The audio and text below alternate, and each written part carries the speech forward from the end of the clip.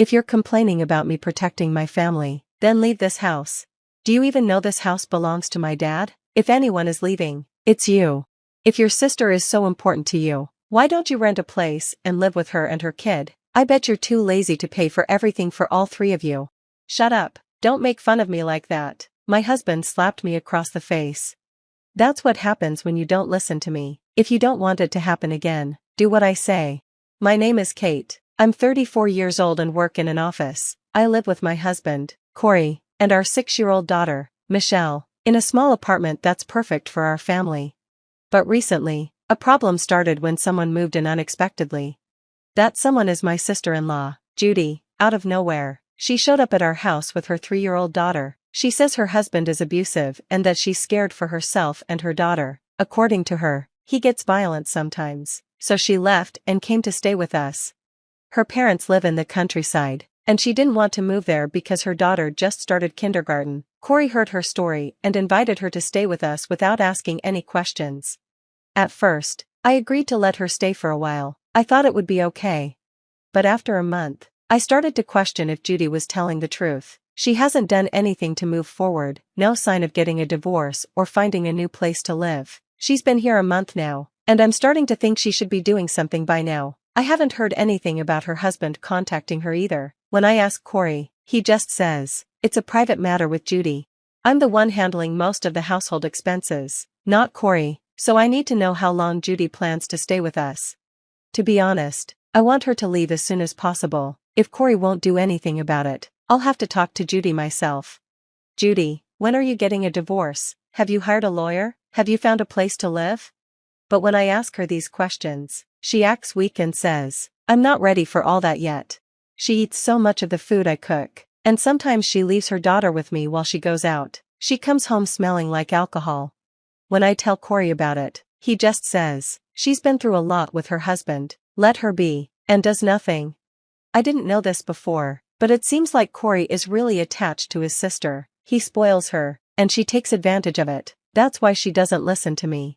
Recently, it feels like she's getting too comfortable in our home. She's always sitting on the couch. She's there before I leave for work, and when I come back, she's still there. She doesn't help with anything around the house, leaves the air conditioner running all day, and uses our food for her own meals without asking.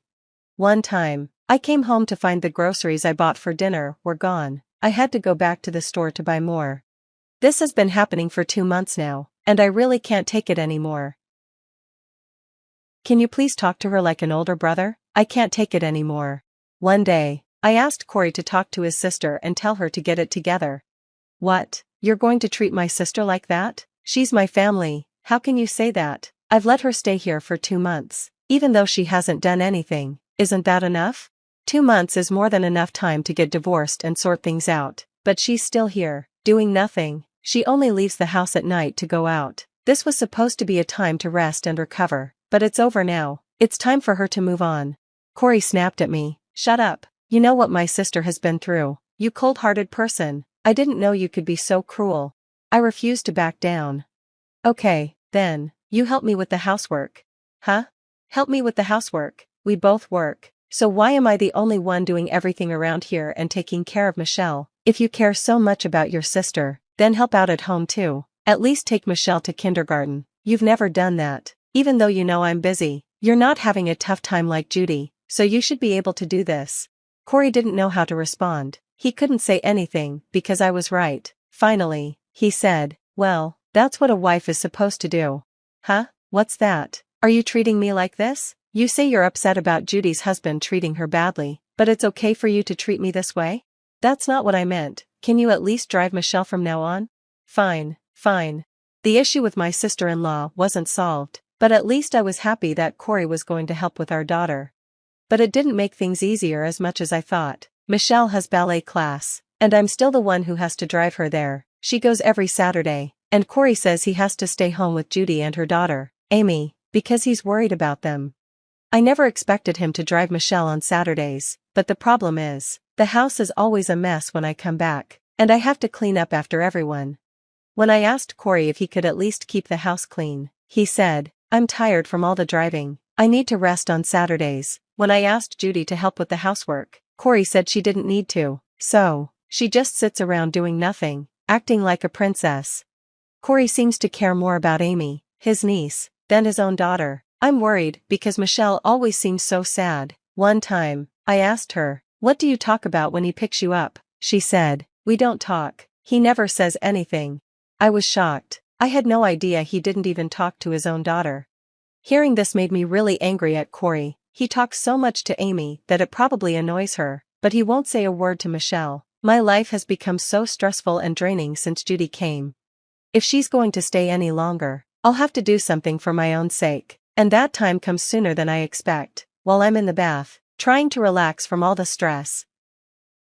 I'm startled when I suddenly hear Corey shouting. I quickly throw on my clothes and rush into the living room. "Michelle, do you know what you just did?" "Huh?" When I get there, I see my daughter shaking with fear, tears streaming down her face. Corey is red with anger. No matter how many times Michelle apologizes, he yells, "You're a disgusting child. We need to beat that horrible attitude out of you," and doesn't listen to her at all. "Hey, calm down, think about what you're saying to her." I step in between Corey and Michelle to protect her. "Tell me what happened. I'll decide if you should scold her or not once I know." Michelle pushed Amy. She shoved her to the floor. "What? How could she push my sister's daughter? I didn't raise her like this. I can't believe my sweet daughter would push anyone like that." But when I look at Judy and Amy, I see Judy hugging and comforting Amy, crying. "That was awful what she did. You need to punish her, Corey," Judy says, glaring at Michelle and pushing Corey even more. Wait a second, maybe Michelle did push Amy, but why? She wouldn't just do that without a reason. Corey answers, "Amy wanted to read the book Michelle was reading, and then she pushed her." That's his explanation. Something doesn't feel right to me. "Michelle, I won't be mad. Can you tell me the truth? Did Amy pull the book away from you?" I ask gently, and she nods. "Maybe you were just trying to hold on to it, and then Amy slipped and fell." "Michelle?" I ask again. She nods repeatedly. I turn to Corey. "That's not what you told me." Michelle was just shocked by the sudden pull and tried to protect herself. "She didn't push Amy." "Shut up. That doesn't change that she hurt my niece." "What? Are you saying your niece is more important than our daughter?" "Of course she is. My family is the most important thing to me, so my sister's child is precious too. If you're complaining about me protecting my family, then leave this house." I'm disgusted. This man has completely lost it. No matter how hard I try, we'll never see eye to eye. "You do know this house belongs to my father, right?" Corey looks surprised. Judy looks upset. "What do you mean?" she asks. "So, if anyone is leaving, it's you. If your sister is so important to you, why don't you rent a place and live with her and her kid? You'll be happy, right, since you love your sister so much? But I'm not sure if your salary can cover expenses for the three of you." Corey's furious. "Shut up, don't make fun of me." He slaps me across the cheek. I feel a sharp pain on my cheek, and I'm sure it's turning red. That's what happens when you don't listen to me. If you don't want it to happen again, do what I say. I rub my cheek and say, "Fine, I'll do what you say," and leave. I pack my things, take Michelle's hand, and head to my parents' house. My parents are furious when I tell them what happened. "Divorce him, that's the only choice, and I'm going to make them leave that apartment," says my dad, who owns the apartment. But I know Corey won't leave the house easily, so I start doing some research to prepare myself. I contact my in-laws to get more information about Judy's husband. I thought they might know something about him, but they say they haven't heard from Judy. According to them, Judy and her husband are doing fine. I start getting more suspicious of Judy's story, but I've only met her husband, Stan, briefly, and I don't have his contact info. My in-laws only contacted him through Judy, so they don't know how to reach him either. "I heard he works at a company called So-and-so. Why don't you try contacting them?" they suggest. So, I go to the company where Stan works. I vaguely remember his face, so I figure I'll recognize him. I wait near the end of the workday and find him. When I call out to him, Stan looks startled. He quickly asks, "Do you know where Judy is right now?" For a moment, I wonder if Judy really was suffering, but it seems that's not the case. We head to a coffee shop so I can hear his side of the story. Apparently, Judy was the one causing the trouble. "Does Corey know about this?" I ask. "Well, it doesn't matter," Stan says. "I just want to help." So, with Stan and my parents, we head back to my house to confront Corey and Judy. When Judy sees Stan, she's shocked. How did you find me? Judy, you know you owe me compensation, right? Stan says. It turns out Judy's story was a lie. She was having an affair, and Stan had already divorced her. Judy ran to our house because she didn't want to pay him. Stan couldn't reach Judy's parents because he didn't know how, and he was too busy at work to go to the countryside. He was ready to give up, but he managed to track her down through me. Are you still going to take your sister's side? I asked Corey. Of course, if she's cheating on him, it's his fault, he replies. Unbelievable. I'm done with Corey. I'm divorcing you, and I want you out of here. You're trespassing on my father's property. I've got medical records and a damage report for the slap you gave me. I'm filing a lawsuit for injury. Corey panics. Wait, you're joking, right? I'm serious. I'm done. We can talk, but I'm leaving. Corey begs, but I'm not changing my mind. Judy begs Stan to forgive her, claiming she has no money to pay him, but neither of us forgives them. I don't withdraw the report, and Corey gets arrested and fined. I also file for divorce and child support through my lawyer. Corey ends up with a huge debt. Judy has nowhere to go and has to pay Stan back. Her parents find out and disown her. Judy is sent back to their farm, where she works to pay off the compensation. Most of Corey's salary goes to paying his debt, and he's living in poor conditions now. As for me, I moved to an apartment near my parents' house so Corey can't show up unexpectedly. I'm living peacefully with my daughter. She's in elementary school now, has new friends, and is much happier. I'm focused on raising my precious daughter. Corey loved his sister too much and hurt his wife. What kind of husband does that? I don't know how these— Hi, I'm Amanda. 3 years ago, my life flipped upside down when Dad died suddenly. Everything changed after that. Mom was drowning in grief when Greg came along. He presented himself as the savior we didn't know we needed. Calm, collected, and financially savvy. At first, it felt like he was pulling us back from the brink. But it didn't take long for his helpful advice to morph into suffocating control. Now, our house feels like a perpetual twilight zone because Greg insists on minimal lighting to cut costs. Even our landlord, Mr. Thompson, gives us strange looks during inspections, especially after catching Greg unscrewing hallway light bulbs to shave pennies off the bill. Mom, Linda, used to be vibrant, decisive. These days, she's a shadow of herself, agonizing over every dollar spent. Adding to the misery is Greg's mother, Barbara, who has practically taken up permanent residence on our couch. She's Greg's biggest fan, clapping for every absurd cost-cutting stunt. Look how clever my Greg is. She gushes as he fishes used tea bags out of the trash. 5 uses minimum, that's how you save real money. Greg's obsession goes beyond frugality. It's pathological. Appliances stay unplugged unless in use. The hot water heater is set so low that showers feel like punishment. My best friend Kate stopped visiting after Greg implemented a toilet paper rule, 1 square per use. And don't forget, guests must bring their own. We're not running the charity here, Greg would bark. Every penny saved is a penny earned. Barbara always backed him up. Young people today just don't understand the value of money. Last week, during another icy 3-minute shower, timed of course, a sharp pain stabbed through my lower right side. I thought I could brush it off, but by evening I was doubled over, trembling with fever. Mom, I called weakly from the bathroom. Something's really wrong. I think I need to go to the hospital. Greg appeared in the doorway before Mom could respond, Barbara trailing behind him like a shadow. Hospital, he snapped. Do you have any idea what emergency rooms charge? It's probably just gas. But look at her, Mom protested, her voice wavering. She's white as a sheet. Linda, don't coddle her, Barbara scolded.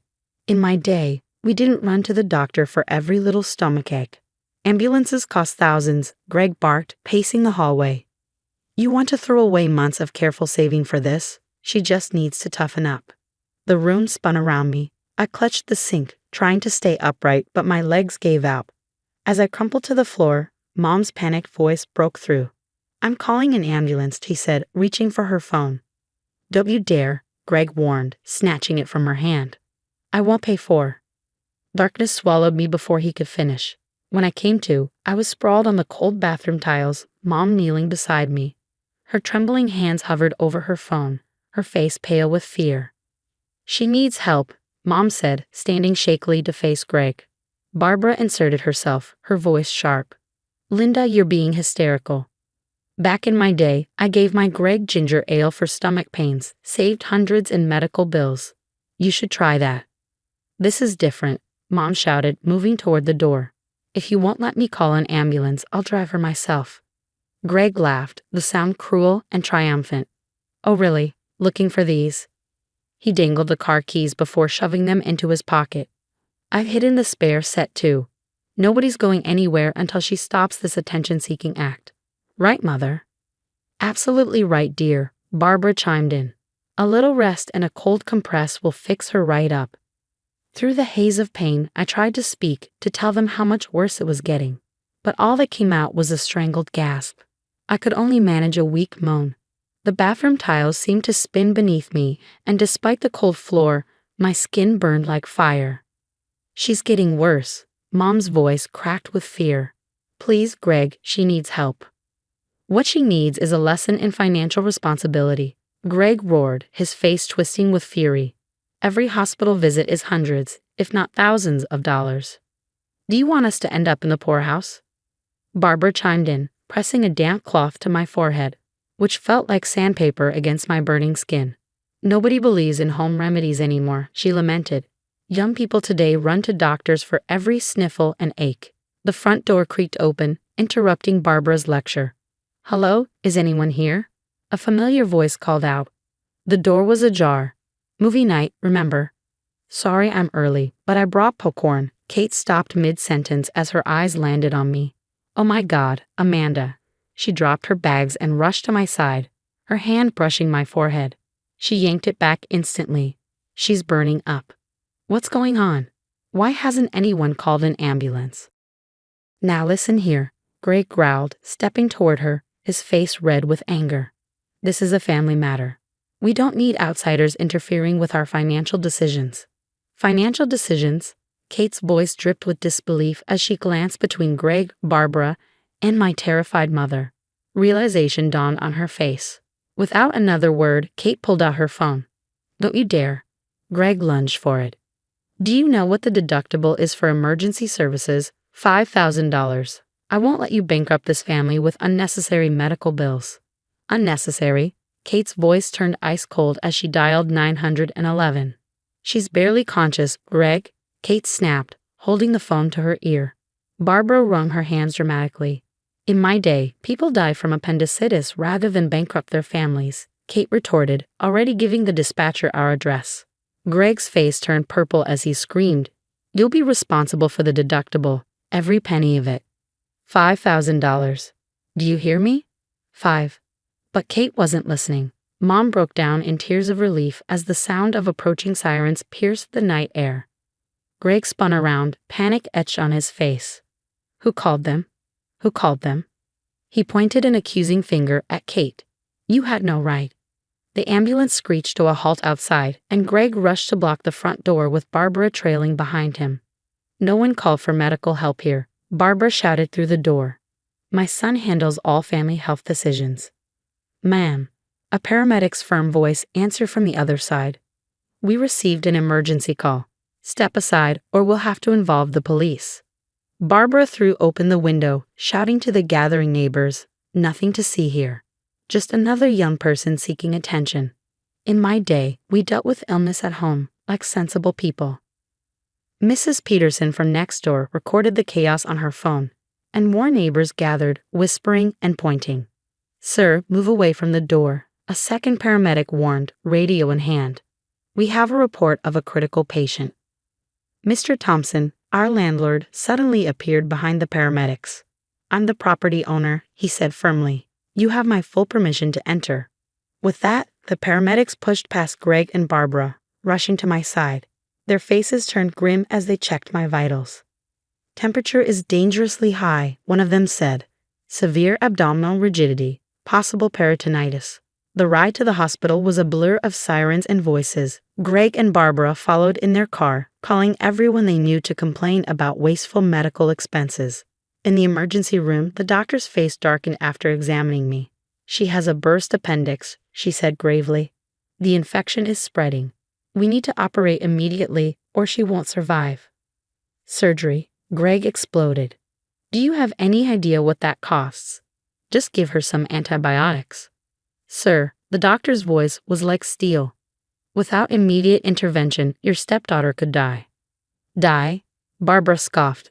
Doctors always exaggerate to run up bills. In my day. I've seen enough, Mr. Thompson interrupted, pulling out his phone. I'm calling the police. I witnessed everything from blocking medical access to delaying critical care. Greg's face went pale. You can't prove anything. This is all a setup to force us into debt. Actually, Kate interjected, holding up her phone. I can prove everything, from when you hid the car keys to when you blocked the paramedics. It's all recorded. 2 police officers entered the ER as the medical team prepped me for surgery. Mr. Watson, Mrs. Watson, one officer said sternly, we need to ask you some questions about deliberately preventing medical care for a critical patient. This is harassment, Barbara shrieked. My Greg was protecting his family from medical debt. The last thing I heard before being wheeled into surgery was Kate telling the officers, I have recordings of everything. Every single thing. 2 weeks after my surgery, the truth about Greg and Barbara came crashing down like a house of cards. The hospital social worker, Miss Martinez, had been quietly building a case, documenting everything from the night I was admitted. This isn't their first time, she told Mom, spreading a series of files across her desk.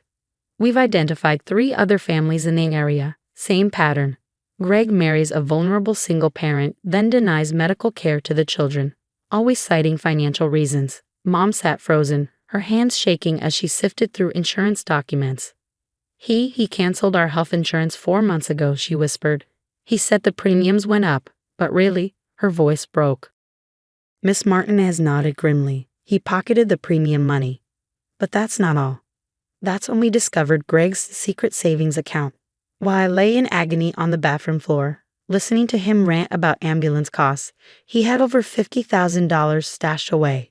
Money he'd hoarded by denying us basic necessities, canceling insurance, and imposing his cruel penny-pinching regime.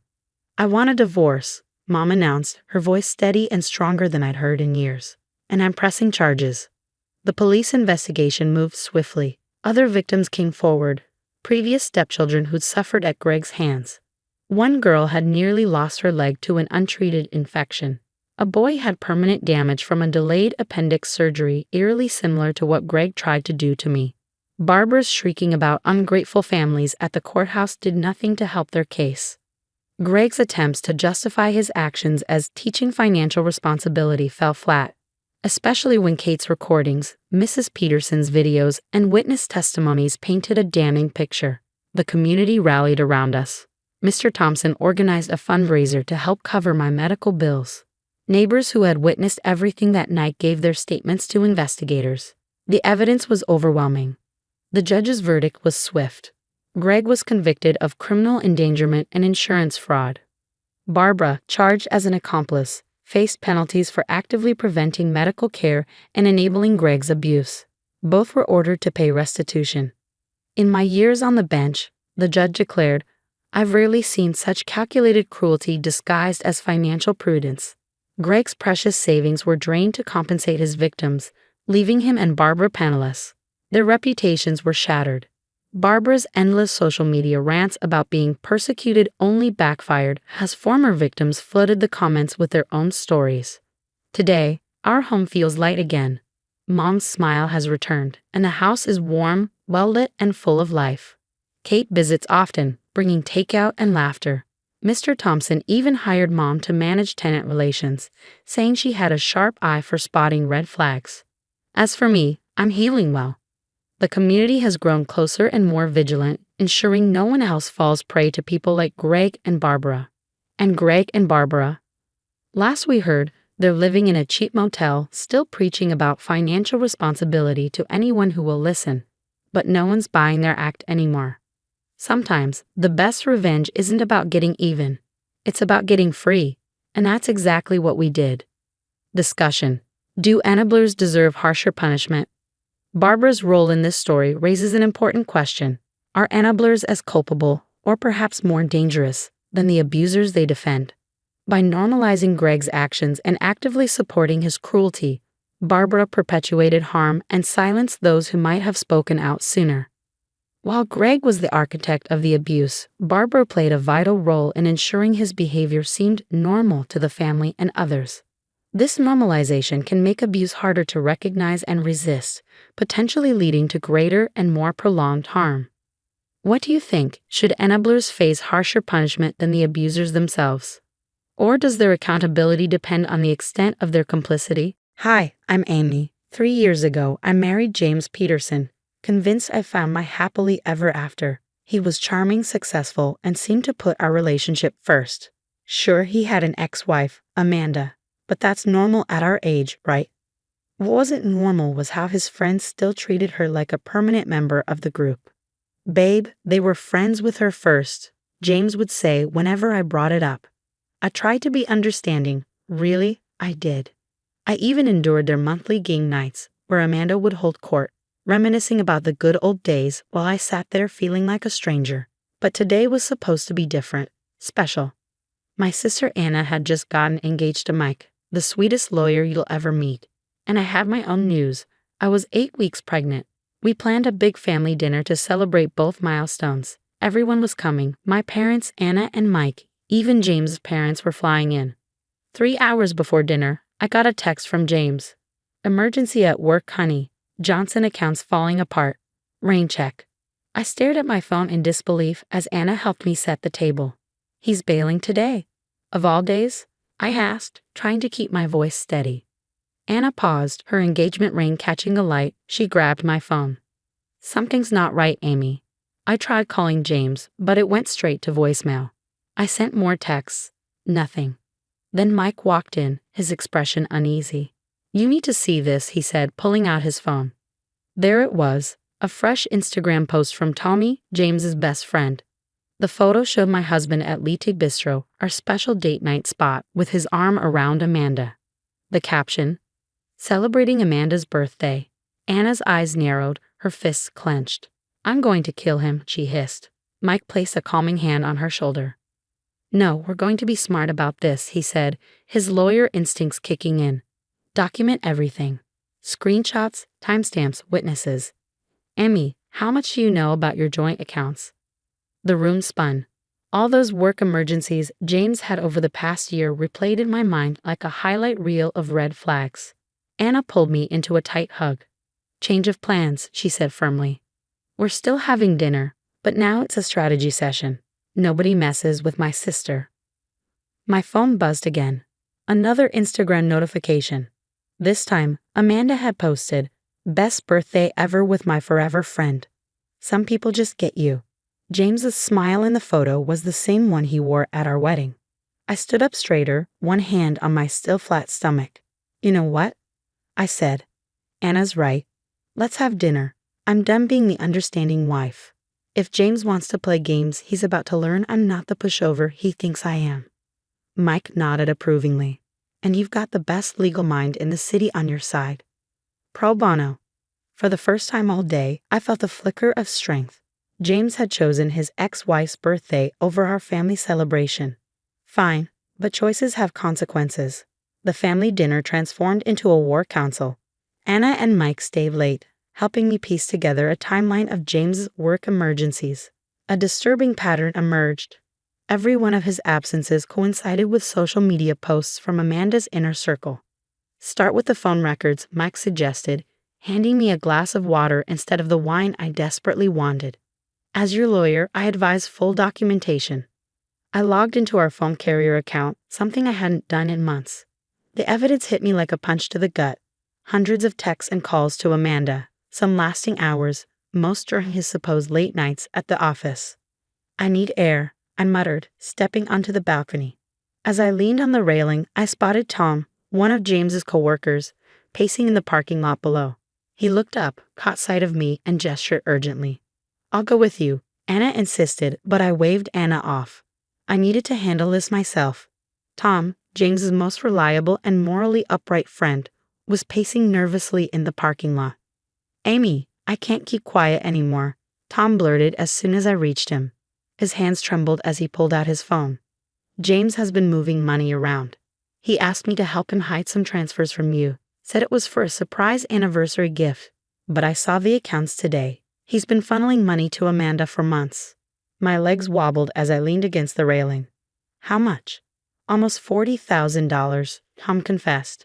She's trying to start a business and James is secretly backing it. Back upstairs, I showed Mike the evidence.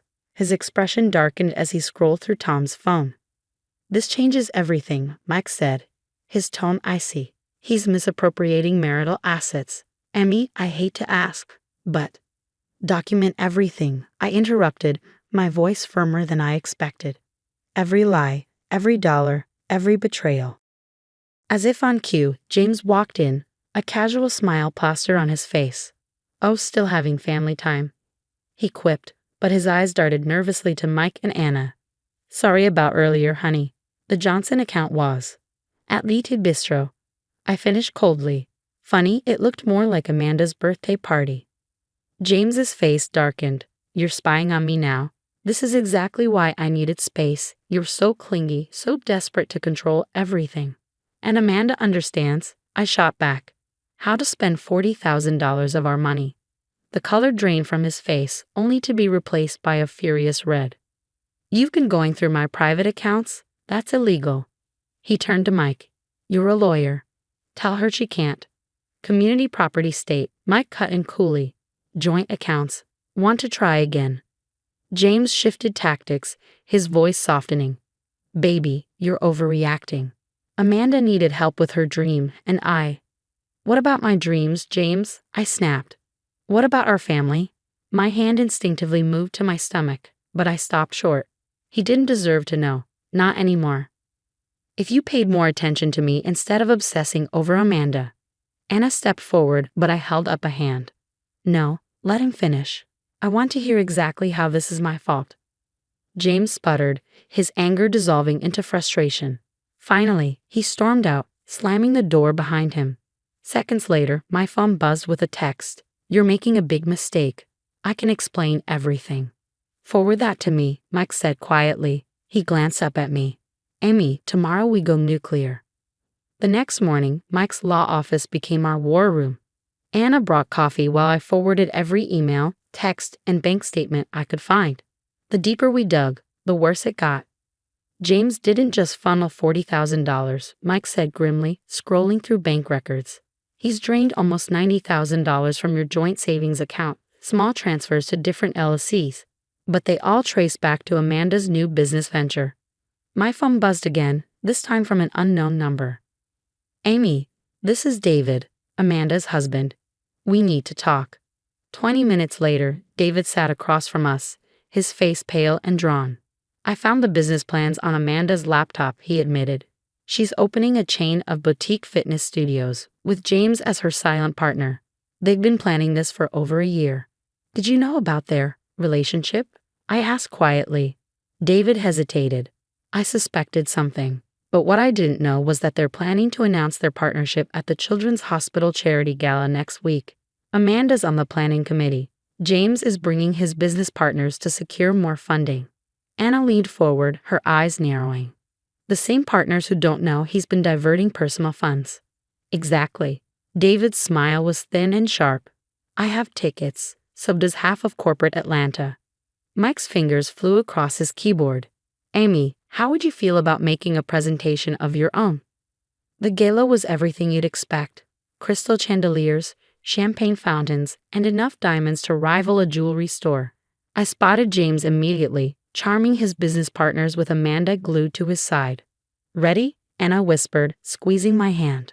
I nodded and glanced at David, who was stationed at the audiovisual booth. As Amanda took the stage, he gave me a thumbs up. Thank you all for coming tonight, Amanda gushed, her smile dazzling. I'm especially excited to announce a new business venture that will revolutionize the fitness industry in Atlanta, with the backing of an amazing investor. The screen behind her flickered. Instead of her glossy presentation, bank statements, text messages, and photos of secret meetings filled the screen. Every bit of evidence meticulously documented. What is this? One of James's partners demanded, standing abruptly. James, isn't that your company's investment account? James lunged for the podium, panic etched on his face. This is a mistake. No, I said, stepping forward and speaking clearly into a microphone. The mistake was stealing from our marriage to fund your affair. The room erupted. Amanda's face crumpled as her mascara streaked down her cheeks. James's business partners huddled together. Phones were out, faces furious, and through it all, the evidence continued scrolling on the screen. Mrs. Peterson, James's senior partner, approached me, his expression grim but professional. We'd like to discuss this further, privately, of course. I smiled calmly. My lawyer has all the documentation ready. As security escorted James and Amanda out, Anna pulled me into a tight hug. You did it. The aftermath of the gala was swift and spectacular. By the next morning, James's partners called an emergency board meeting. By noon, he was suspended, pending investigation. By evening, his company shares were frozen. The divorce papers are ready, Mike said a few days later, sliding a stack of documents across his desk. And given the evidence of financial misconduct, we're in a strong position. What about Amanda? Anna asked, handing me my now regular ginger tea for morning sickness. As if on cue, my phone lit up with a news notification. Amanda's fitness studio investors had pulled out. David had filed for divorce, and her society friends were quickly distancing themselves. Her Instagram, once a carefully curated gallery of her life, had vanished, replaced by frantic, private messages begging for understanding. Later, James's voice message played. Amy, please. We can work this out. I'll pay back every cent. I'll get therapy. Don't do this to us. I deleted it without hesitation. Instead, I opened my family group chat. Dinner at my place tonight. I have news to share, properly this time. The dining room felt different now. No more photos of James and me. No souvenirs from our trips. Just fresh flowers, soft lighting, and the warm sounds of my family arriving. 3 months later, the divorce was final. James' reputation was in ruins. No company would touch him after the financial scandal. He ended up taking a low-level job in another state. Amanda's studios never opened, and her divorce left her with nothing but regrets. As for me, I'm sitting in my new nursery, the walls painted a soft yellow, my choice, not James's. Anna is fussing over my baby bump, already planning to spoil her future niece or nephew. My real estate business is thriving, partly thanks to James's former partners who now prefer working with me. And James and Amanda, they tried dating officially, but it lasted only 2 weeks before they turned on each other, blaming one another for their downfall. It turns out their perfect understanding couldn't survive reality. I've stopped thinking about them. I'm too busy being happy. Because sometimes the best revenge isn't just exposing the truth. It's living your best life while karma does its work. What would you do if you discovered your spouse spent $90,000 of your joint savings to fund their ex's business? Would you expose them publicly like Amy or handle it quietly? If you enjoyed Amy's journey from betrayal to triumph, don't forget to hit that like button and subscribe for more real-life drama and revenge stories. Sometimes the best revenge isn't about getting even, it's about getting better. You're going to be a mother. Don't you feel sorry for your unborn child? My mother-in-law always criticizes me about the baby. How heartless is she? Find a job. You and your daughter are healthy and can still work if you choose to. Your daughter is young and can work as much as she wants. If you want to protect your kids, you need to stand up for yourself. Doing nothing and asking for help isn't how things work. My name is Sarah. I've been married to my husband, Chris, for 3 years. We get along well and are happy together. Chris is kind and caring, but his mother bothers me constantly. Before we got married, she told us she wanted to live with us, and we agreed. At first, we had a good relationship, but 3 months ago, my father-in-law passed away, and everything changed. Looking back, I think he kept the peace between my mother-in-law and me. After he died, my mother-in-law started picking on me. She relies on my husband and seems to see me as a rival. Why did Chris choose a wife like you? She says when he's not around. I'm so glad I have a job, or I'd have to endure her sarcasm all day. Even just an hour before Chris comes home is too much for me. Twice a week, I make dinner. While I'm cooking, she comes into the kitchen and nags me about what I'm doing. Not simmered dishes again today. Angela, you don't like fried food, do you? Don't treat me like I'm old. But the other day you said you didn't like fried food. And before that, you said you didn't like stew. I never said that. She snaps back. Does she have dementia? If I mention that her nagging will continue, I might as well make fried food. Fried fish would be good, she says. We don't have any fish in the fridge. I reply, suspecting she checked beforehand to make this difficult. I'll ask Chris to get some. Wow, you treat my son like a servant, don't you? She retorts. He's going to eat it too, so isn't it okay for him to get it? I argue. What I'm saying is, you make my son run errands. Fine, then we'll have simmered vegetables today. I don't want to eat simmered vegetables, she snaps. Then I'll order delivery, I suggest. Trying to skip your chores, huh? I can't help but give a bitter smile. No matter what I suggest, my mother-in-law denies everything. When my husband comes home, she acts sweet and innocent. It's so frustrating. But this isn't the only thing she complains about. You've been married for 3 years, right? She asks. Yes, that's right. Where are my grandchildren? Why haven't you had any yet? Not yet. Not yet. Don't be silly. Answer me properly. Not yet. I repeat. In 3 years, if a couple can't have children after 3 years of marriage, they should get divorced, shouldn't they? You know what I mean. When will I get to see my grandchildren? I don't know. It's a gift. Isn't there something wrong with you? You had a problem, so you can't get pregnant or something. Her comments are so annoying. Even though I've decided to ignore whatever she says, dealing with her is exhausting. My husband and I want children, but it hasn't happened yet. We're both very busy with work and don't have much time together right now. Even without my mother-in-law nagging, I'm already thinking about having a child. We're ready anytime, but it just hasn't happened. From her perspective, she can't wait to see her adorable son's child. But then she adds, you're quite old to have a baby now, aren't you? I doubt you'll have a healthy child. I'd only accept healthy children. I understand. I'll make sure Chris knows we need to have healthy babies. Wait a minute. This has nothing to do with my son, she says. He's a big part of it, isn't he? I respond. She must know she's being nasty, which is why she doesn't want her son to know about this. I hadn't complained to my husband about his mother because he's very concerned about her since she lost her husband. He would be hurt if he knew what she says to me. Besides, I can still bear it. She's not violent or anything. I thought that if I just let her words go in one ear and out the other, everything would be fine. And at this routine, I found out I was pregnant. My husband and I decided to tell my mother-in-law about my pregnancy once I was in a stable period. However, her reaction was unexpected. Instead of being happy, she had an indescribable look on her face. I soon learned why. My sister-in-law was also pregnant and facing marital problems. She and her husband were on the verge of divorce. What on earth was going on? The next day, my sister-in-law came to our house with shocking news. Her husband had been unfaithful and left her while she was pregnant. She didn't know what to do and returned to her parents' house, seeking her mother's support. While I understood her need to come back to her parents' house, a few things puzzled me. First, this was my mother-in-law's house where my husband and I also lived.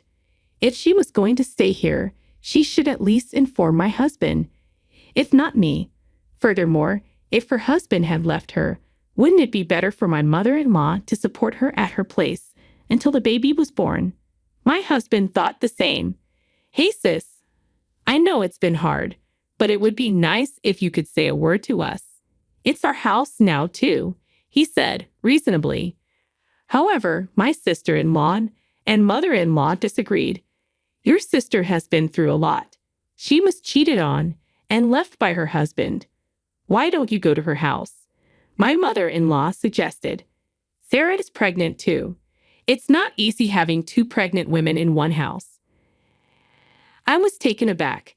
Am I supposed to leave my pregnancy under that kind of stress? I asked. No, I didn't say that. But you should have told me before you got here, I replied. Lots were going on, and I didn't have time for that. Besides, this is my parents' house. Why should I have to ask for your permission? My sister-in-law argued. Remember, this is their home now, too. When you come back, you have to let them know you're coming back, my husband insisted. Dad passed away. That doesn't count, she retorted. In the end, there was no clear right or wrong. Some people think it's necessary to inform others in advance, while others don't. And so we started living together with my sister-in-law in an unfriendly atmosphere. A week later, my mother-in-law was so focused on my sister-in-law that she stopped doing household chores altogether. Despite my pregnancy, she treated me with disrespect. My mother-in-law would prepare breakfast when my husband was home, but I was in charge of all the dinners. She didn't ask me to do this. She forced me to. One evening, when my husband came home and saw I had made dinner again, he asked, "Did you make dinner again today?" "Yes, I did," I replied. "It's been a week, right?" he noted, and then confided in him about everything that had happened over the past week. My husband, enraged, went to his mother's room. "That's enough," he yelled as he opened the door, startling my mother-in-law and sister-in-law. "What are you saying all of a sudden?" my mother-in-law asked. "You've been busy with my sister for the past week. Why are you making Sarah do all the dinner preparation? She's pregnant, and it's hard for her," he said. "Sarah is pregnant too," my sister-in-law added. "Then why don't you help her?" my husband replied. "You said you would support her the other day." "Okay, I will support her," my mother-in-law finally agreed. "Sarah, would you mind if we stayed at your parents' house for a week or so? I'll look for a new place while we're there," my husband asked. "Yeah, that's okay. Thank you." "Great, let's get ready right away. Tell me what you need, and I'll pack." Hearing this, my mother-in-law and sister-in-law panicked and tried to stop my husband. "Hey, wait a minute. What about the costs of living? What will happen to the upkeep of this house and our living expenses when you are gone?" my sister-in-law asked. "I don't know. You'll have to take care of yourselves." I thought we were doing well with Mom because Sarah didn't say anything. But Mom, you've just been a jerk to Sarah, haven't you? I'm an idiot for not noticing, but you're an even bigger one. Oh, come on, it's just a little playful banter. "Sarah, I'm sorry for everything that has happened, so please stay here," my mother-in-law pleaded. "No, it's just too hard. I can't. Please live happily with your daughter," I responded. "I'm saying I need you. Who do you think will take care of my daughter's baby when it's born?" "I think your daughter, the mother of the child, would take care of it." "No, you will take care of it, so you'll just have to give it up this time." "What the hell are you talking about? You want me to give up my child?" I was shocked. "Yes, I do. You're younger than my daughter. You still have a chance." "Screw you." My husband said exactly what I was thinking. "Understood. I will not have your grandchildren," he continued. "Well, then I guess you just have to leave." "Fine. I'm cutting ties with you guys," my husband declared. "Chris, you better watch yourself when your sister is going through a rough time," my mother-in-law warned. "Sarah is more important to me," he replied firmly. "Oh, you married a weird woman." "Okay, but Chris, whatever happens to me in the future, you will not be entitled to any inheritance." "I don't want it." We moved out of my mother-in-law's house and into my parents' house. At first, we planned to stay there for a week, but my parents told us to take it easy until the baby was born. My husband seemed comfortable and accepted their offer. The rest of our time was very peaceful. We should have done this earlier. "I'm sorry for being insensitive," my husband said. "It's okay. It only happened after your father died. It was only for a short time." I reassured him. "I'm so sorry," he repeated, with tears in his eyes. No, really. I talked back to your mother. It's okay. Besides, we have a peaceful life now. Let's look forward to the birth of our child. Yeah, he agreed. About 6 months after we started living with my parents, I got a call from my mother-in-law. Although I didn't want to speak to her, I decided to answer. Sarah, how are you? She asked. She wanted money. She said she had savings but couldn't withdraw them right away because they were in a time deposit. She wanted to borrow some money for a while. I decided to ignore her request and hung up without saying anything. Told my husband when he came home. She can't withdraw money because it's in a time deposit. Don't understand what she means. Anyway, you're pregnant right now. You shouldn't be thinking about unnecessary things, he said.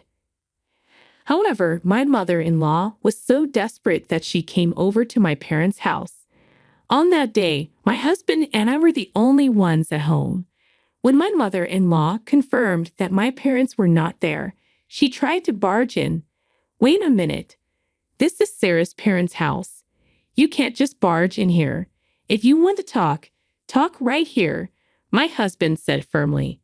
I came all the way out here to talk to you, she insisted. I didn't invite you. I thought we cut ties with you. It's not that easy to cut ties. So I need you to lend me money, my mother-in-law pleaded. Impossible. Go home now, my husband responded firmly. Despite being treated so harshly, my mother-in-law refused to leave our front door. I'll tell you the truth, so please lend me some money, she insisted.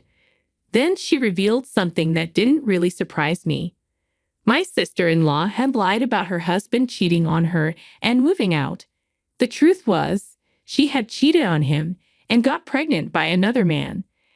As a result, she was divorced and kicked out of the house. Moreover, her ex-husband was demanding alimony from her. When my husband and I heard this, we weren't surprised. We were convinced. Although we hadn't known him long, my sister-in-law's husband was a gentle person. There was no way he would throw out his wife, especially if she was pregnant with his child. That's what she deserved. Why don't you ask the father of the child for help? My husband suggested. He ran away, my mother-in-law admitted, looking defeated. It's really dumbfounding. I'm not going to help her. I have no reason to, my husband stated firmly. I'll never forget what you said to me, I added. What did I say? My mother-in-law asked, confused. You told Sarah to give up the baby? My husband reminded her.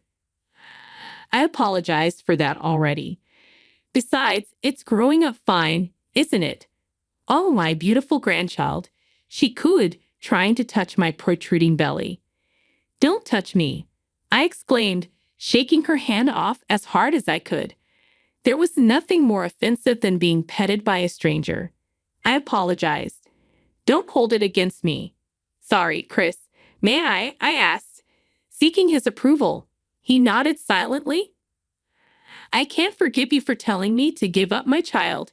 You do nothing and then come asking for help. Things don't work that way. Well, that's them.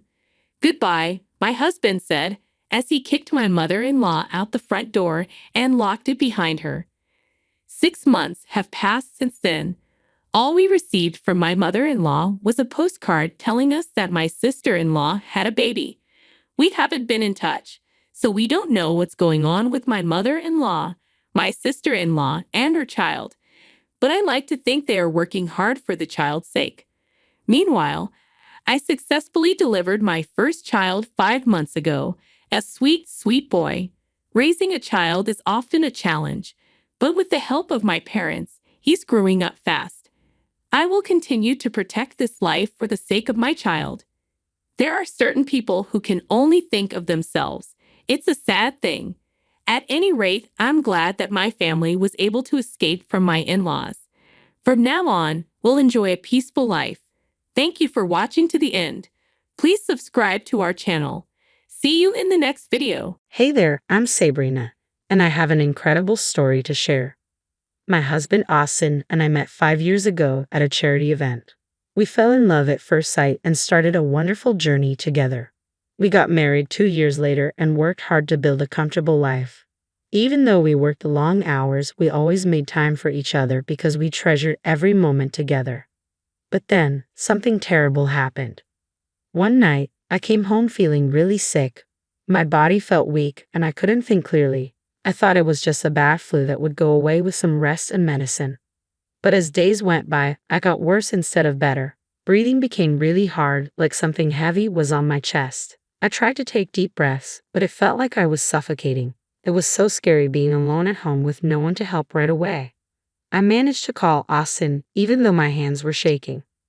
"Baby, it's me. I need you to listen. I'm really scared. I'm not feeling well." "Darling, what's going on?" "I don't know. I can't breathe. I feel so weak and alone." "Stay calm. I'm on my way. Just lie down and try to take slow breaths. You're strong, and I believe in you. Help is coming." "I'm trying, but it's getting harder. Please hurry." "You're not alone. I'm doing everything I can to get there quickly. You need to stay strong for me. Take slow breaths and try to relax. Help is on its way, I promise." "Baby, I love you. Please don't let me go. I don't want to leave you." "Don't talk like that. You're going to be okay. Just keep holding on. I love you too, and I need you here with me. We'll get through this together, I promise. Just keep fighting." Austin didn't waste any time. He asked his friend to call an ambulance and rushed to get help. Every breath I took felt like it could be my last, and time seemed to slip away. Finally, after what felt like forever, I heard banging on my door. I was so weak that I could barely move, but I knew help had arrived. I let myself drift into darkness, hoping that the doctors and nurses would save me. It was such a scary moment, lying there, not knowing if I would survive. When I woke up, I found myself in a hospital room surrounded by white walls and the beeping of machines. To my relief, Austin was there, his eyes bloodshot from crying. "Austin, I'm so glad you're here. What happened? What did the doctor say?" "I'm always here, my love.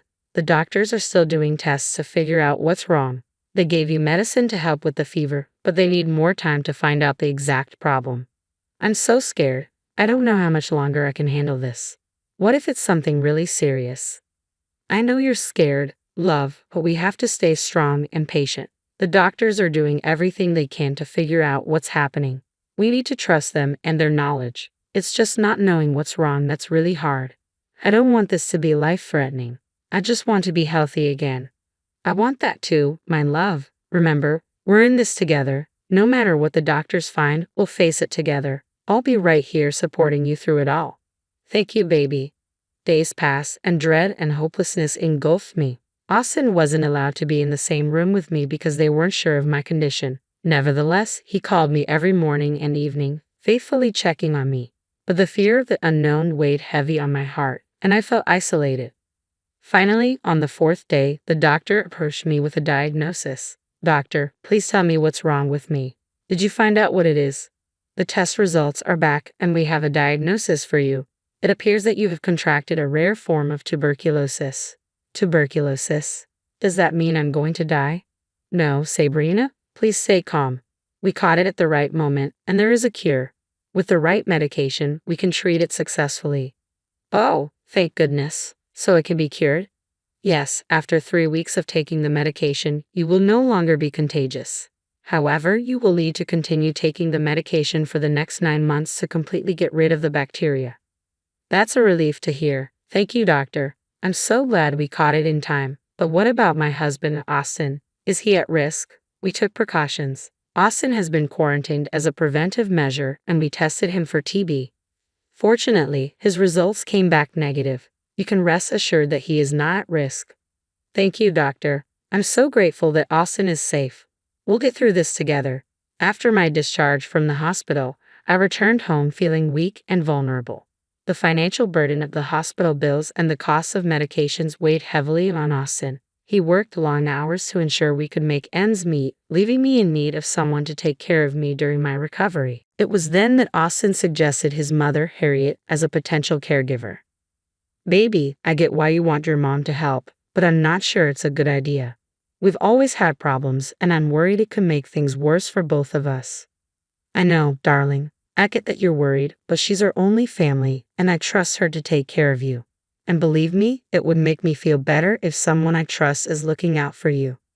I know, but Harriet and I get along like fire and ice. What if her being here just adds more stress to everything? I don't think either of us will have the energy to deal with her shenanigans. I know our history with my mom hasn't been great, but she's still my mom, and I believe in giving her a chance. It would mean a lot to me if you could try to let her help us during this time. Fine, baby. I know family is important to you. I'll do my best to put aside my worries and give Harriet a chance. We'll figure it out together, I suppose. The mere thought of depending on Harriet sent a wave of worry through me. Our relationship had always been strained, like two opposing magnets that repelled each other. Our personalities clashed and our differences seemed irreconcilable. I often felt judged and unsupported in her presence, as if my choices and opinions were constantly under scrutiny. Harriet's presence had a way of making me feel small and insignificant. Her remarks and comments were often laced with disapproval, leaving me doubting my worth. It seemed like no matter what I did, I could never meet her expectations or gain her acceptance. Our interactions were filled with tension and a constant undercurrent of unease. But at that moment, when I needed help the most, I felt trapped. I had no other family to turn to for support. My parents had passed away, and I had no siblings. The only other person who could have come to my aid was my best friend, Chelsea. I didn't want to burden her with my troubles, so with a heavy heart, I reluctantly agreed to let Harriet take care of me. I knew that accepting her help came with its own set of challenges. It meant putting aside our differences and finding a way to coexist for the sake of my recovery. It meant swallowing my pride and opening myself up to the possibility of disappointment once again. But I had no other choice. I needed someone to be there for me, even if it was someone as challenging as Harriet. Little did I know that the path ahead would be filled with frustration and disappointment. Harriet's assistance turned out to be far from what I had hoped for. Instead of providing the care and support I desperately needed, she seemed disinterested and negligent. I found myself navigating my recovery largely on my own, struggling to perform simple tasks while feeling utterly alone. Each day became a battle against my weakened body and the emotional toll of feeling abandoned by the person who was supposed to take care of me. I kept my silence, not wanting to burden Austin further with the added stress of our strained relationship. It was a lonely and disheartening time as I longed for compassion and understanding that seemed beyond Harriet's reach. One day, I needed help getting to the bathroom. I was feeling particularly weak and couldn't do much by myself. I called out to Harriet for help but was met with silence. Growing frustrated and desperate, I decided to take matters into my own hands. Using the support of various things in my room, I made it to the bathroom. Once I was done, I managed to get out only to be greeted by Harriet. At that moment, I felt a surge of anger course through me. "Why are you in my room? I already took care of the problem myself. I never wanted to take care of you in the first place. I'm sick and tired of having to be your caretaker when you're perfectly capable of doing it yourself." "What do you mean by capable? Don't you see how much I'm suffering?" "Suffering? You don't know the meaning of suffering. I've had enough of this. I'm packing my bags and leaving." My heart broke at that moment. Why was she being so cruel to me? Couldn't she see how much I was suffering? I couldn't bring myself to say anything because I was still reeling from the shock of her words. I tried to protest, but my legs gave out from under me. She just looked at me with disdain and, instead of offering aid, Harriet abandoned me, leaving me there. I lay on the cold, hard floor, sobbing uncontrollably, my heart shattered. Hours later, I awoke to Austin's frantic shaking. My body was trembling, and my temperature had soared. Austin rushed to get me back onto the bed, administering my medications with a mix of concern and anger. "Where is my mother, darling? What happened?" I don't know how to say this, but she left. I called to her to help me get to the bathroom for half an hour before I finally dealt with it myself. Then, when I was done, she came into my room and said such cruel things to me. She told me she never wanted to take care of me and that she was done. I can't believe she would do that. "I'm so sorry, my darling. I can't believe my mother would treat you this way. It's not fair to you, especially after everything you've been through. You don't have to apologize for anything, my dear. I can't understand why she would be so cruel. I'm sorry for burdening you with this." "My love, you were never a burden to me. I love you, and I hate to see you hurt. I'll talk to my mother and make sure she knows how unacceptable her behavior was. You deserve better, and I promise to stand by you through it all." Thank you, baby. In a desperate attempt to find help, Austin called my best friend Chelsea, and she agreed without hesitation to care for me for the next week. With Chelsea by my side, my recovery progressed smoothly. Finally, I regained my health and decided it was time to address Harriet's situation. Just as I resumed my job, Austin called me with startling news. His mother, Harriet, had been involved in a car accident, breaking both her legs and an arm. I asked Austin what we were going to do, and he admitted he didn't know. Harriet lived alone, and there was no one else to care for her.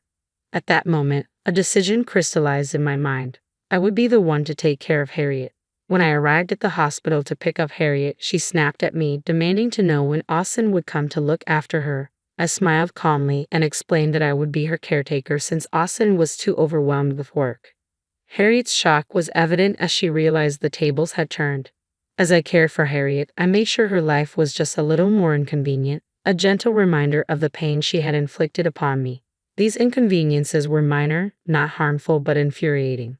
For example, I knew how picky Harriet was with her food, so some days I would purposely cook dishes I knew she hated or oversalt her food a little. Whenever she settled down to watch her favorite TV show, I would misplace the remote, causing her to call me to help find it, but I would conveniently be busy with a chore at that moment. Sometimes, I adjusted the volume just slightly, forcing her to strain her ears or reach for the remote she had finally found. It was a small act, but it spoke volumes about the power of inconvenience. In the mornings, when she craved a steaming cup of coffee, I would accidentally use her favorite mug and leave it unwashed. She would have to settle for a different cup or spend time cleaning her treasured mug. These small disruptions might seem trivial, but they served as a reminder that actions have consequences and thoughtlessness can lead to inconvenience. I also made sure that the items she needed were just slightly out of reach. If she desired a book from the shelf, I would place it a little higher, prompting her to stretch or ask for assistance. It was a subtle way of reminding her that dependence on others requires humility and gratitude. While these actions may have seemed petty, they allowed me to regain a sense of power and control. It allowed me to assert myself and emphasize the importance of compassion and understanding in our interactions. Harriet began to experience firsthand the frustration she had subjected me to during my illness, and perhaps she started to understand the consequences of her behavior. Through these subtle inconveniences, I hope to create an environment where Harriet could reflect on her actions and recognize the value of empathy. I wanted her to realize that it is our responsibility to treat others with kindness, especially when they are vulnerable or in need. As the weeks turned into months, Harriet's physical injuries began to heal. But something unexpected happened. Instead of showing any growth or empathy, she began to display entitlement and dissatisfaction with the care I provided. She called Austin, complaining that I wasn't taking good care of her. Concerned by his mother's complaints, Austin came over that night and asked her what was going on. "Mom, I heard you've been complaining about Sabrina not taking good care of you. What's going on?" "Austin, let me tell you, she's been doing a terrible job. I can't believe I have to rely on her. She's been so neglectful." "Well, I understand you're frustrated, but let's not forget how you treated Sabrina when she needed you. She stepped up to care for you despite your differences. She showed compassion and support even though it wasn't easy for her." "Well, she should have done better. I don't see why I have to be grateful for her help. You should have done better for her too. With the way you treated her, I'm surprised she didn't cause you any harm. A little neglect from her is better than her abandoning you, isn't it?" I didn't realize. It's time to acknowledge Sabrina's efforts and be grateful for what she did for you. If you're going to be disrespectful and unappreciative, then maybe you should find help on your own, just like you made us do for Sabrina. With that, Harriet scoffed and turned her head away, throwing a tantrum like a child. While Austin may have entertained it earlier, he got sick of always playing to his mother's demands. He grabbed my hand, walked out the door, and drove us back home.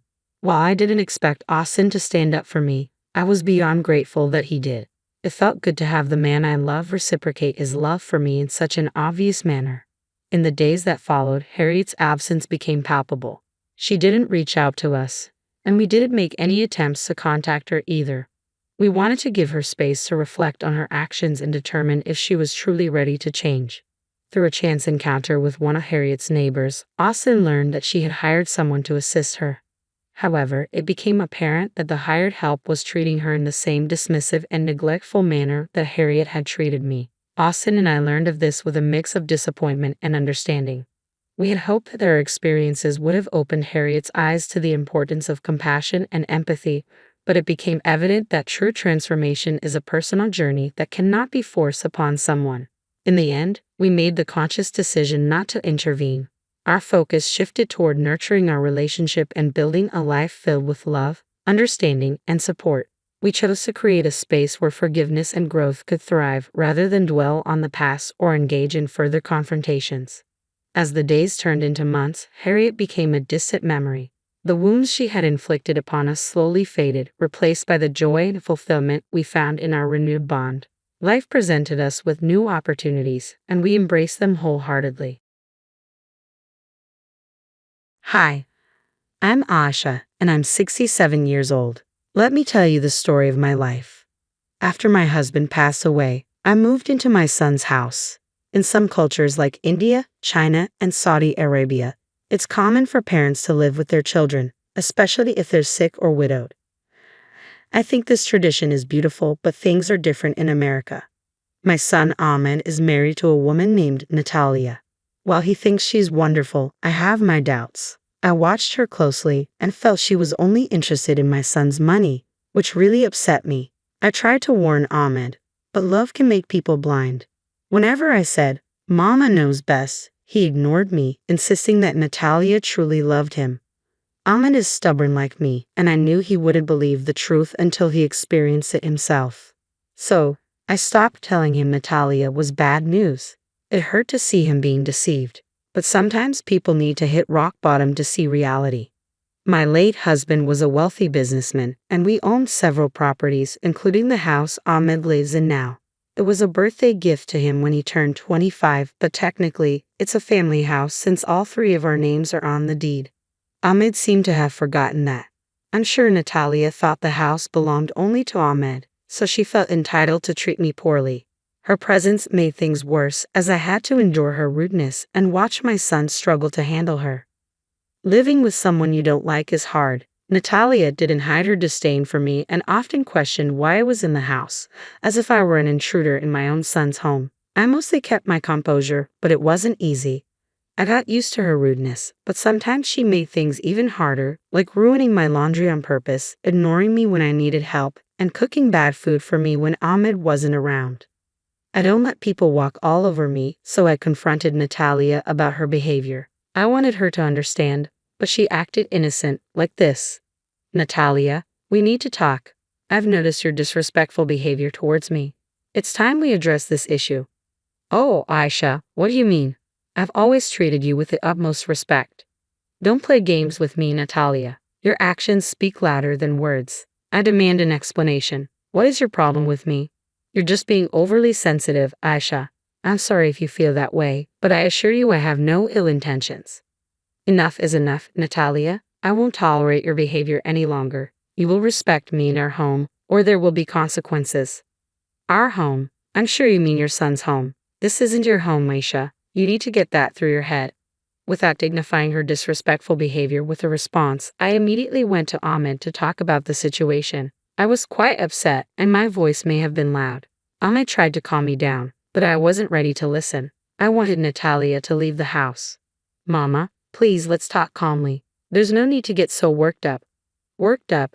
Ahmed, your wife is driving me crazy. I can't live like this anymore. She ruins my belongings, ignores my requests, and disrespects me at every turn. How can you let your mother be treated like this? You have to divorce that witch." "Mother, you and I both know divorce is not an option for us. I don't want to bring shame to our family. We can work things out, I promise." "Work things out?" "Ahmed, sometimes it's better to cut ties with a leech rather than let it drain the life out of you. Our happiness and well-being should be a priority."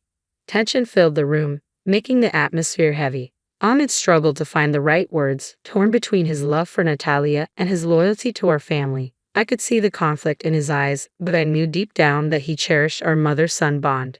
Despite my frustration, I took a moment to compose myself. I realized that pushing Ahmed further could strain our relationship even more. I needed to find another approach to handle this situation to protect my son without causing irreparable damage. The following day, Ahmed called both Natalia and me to the living room to discuss our issues.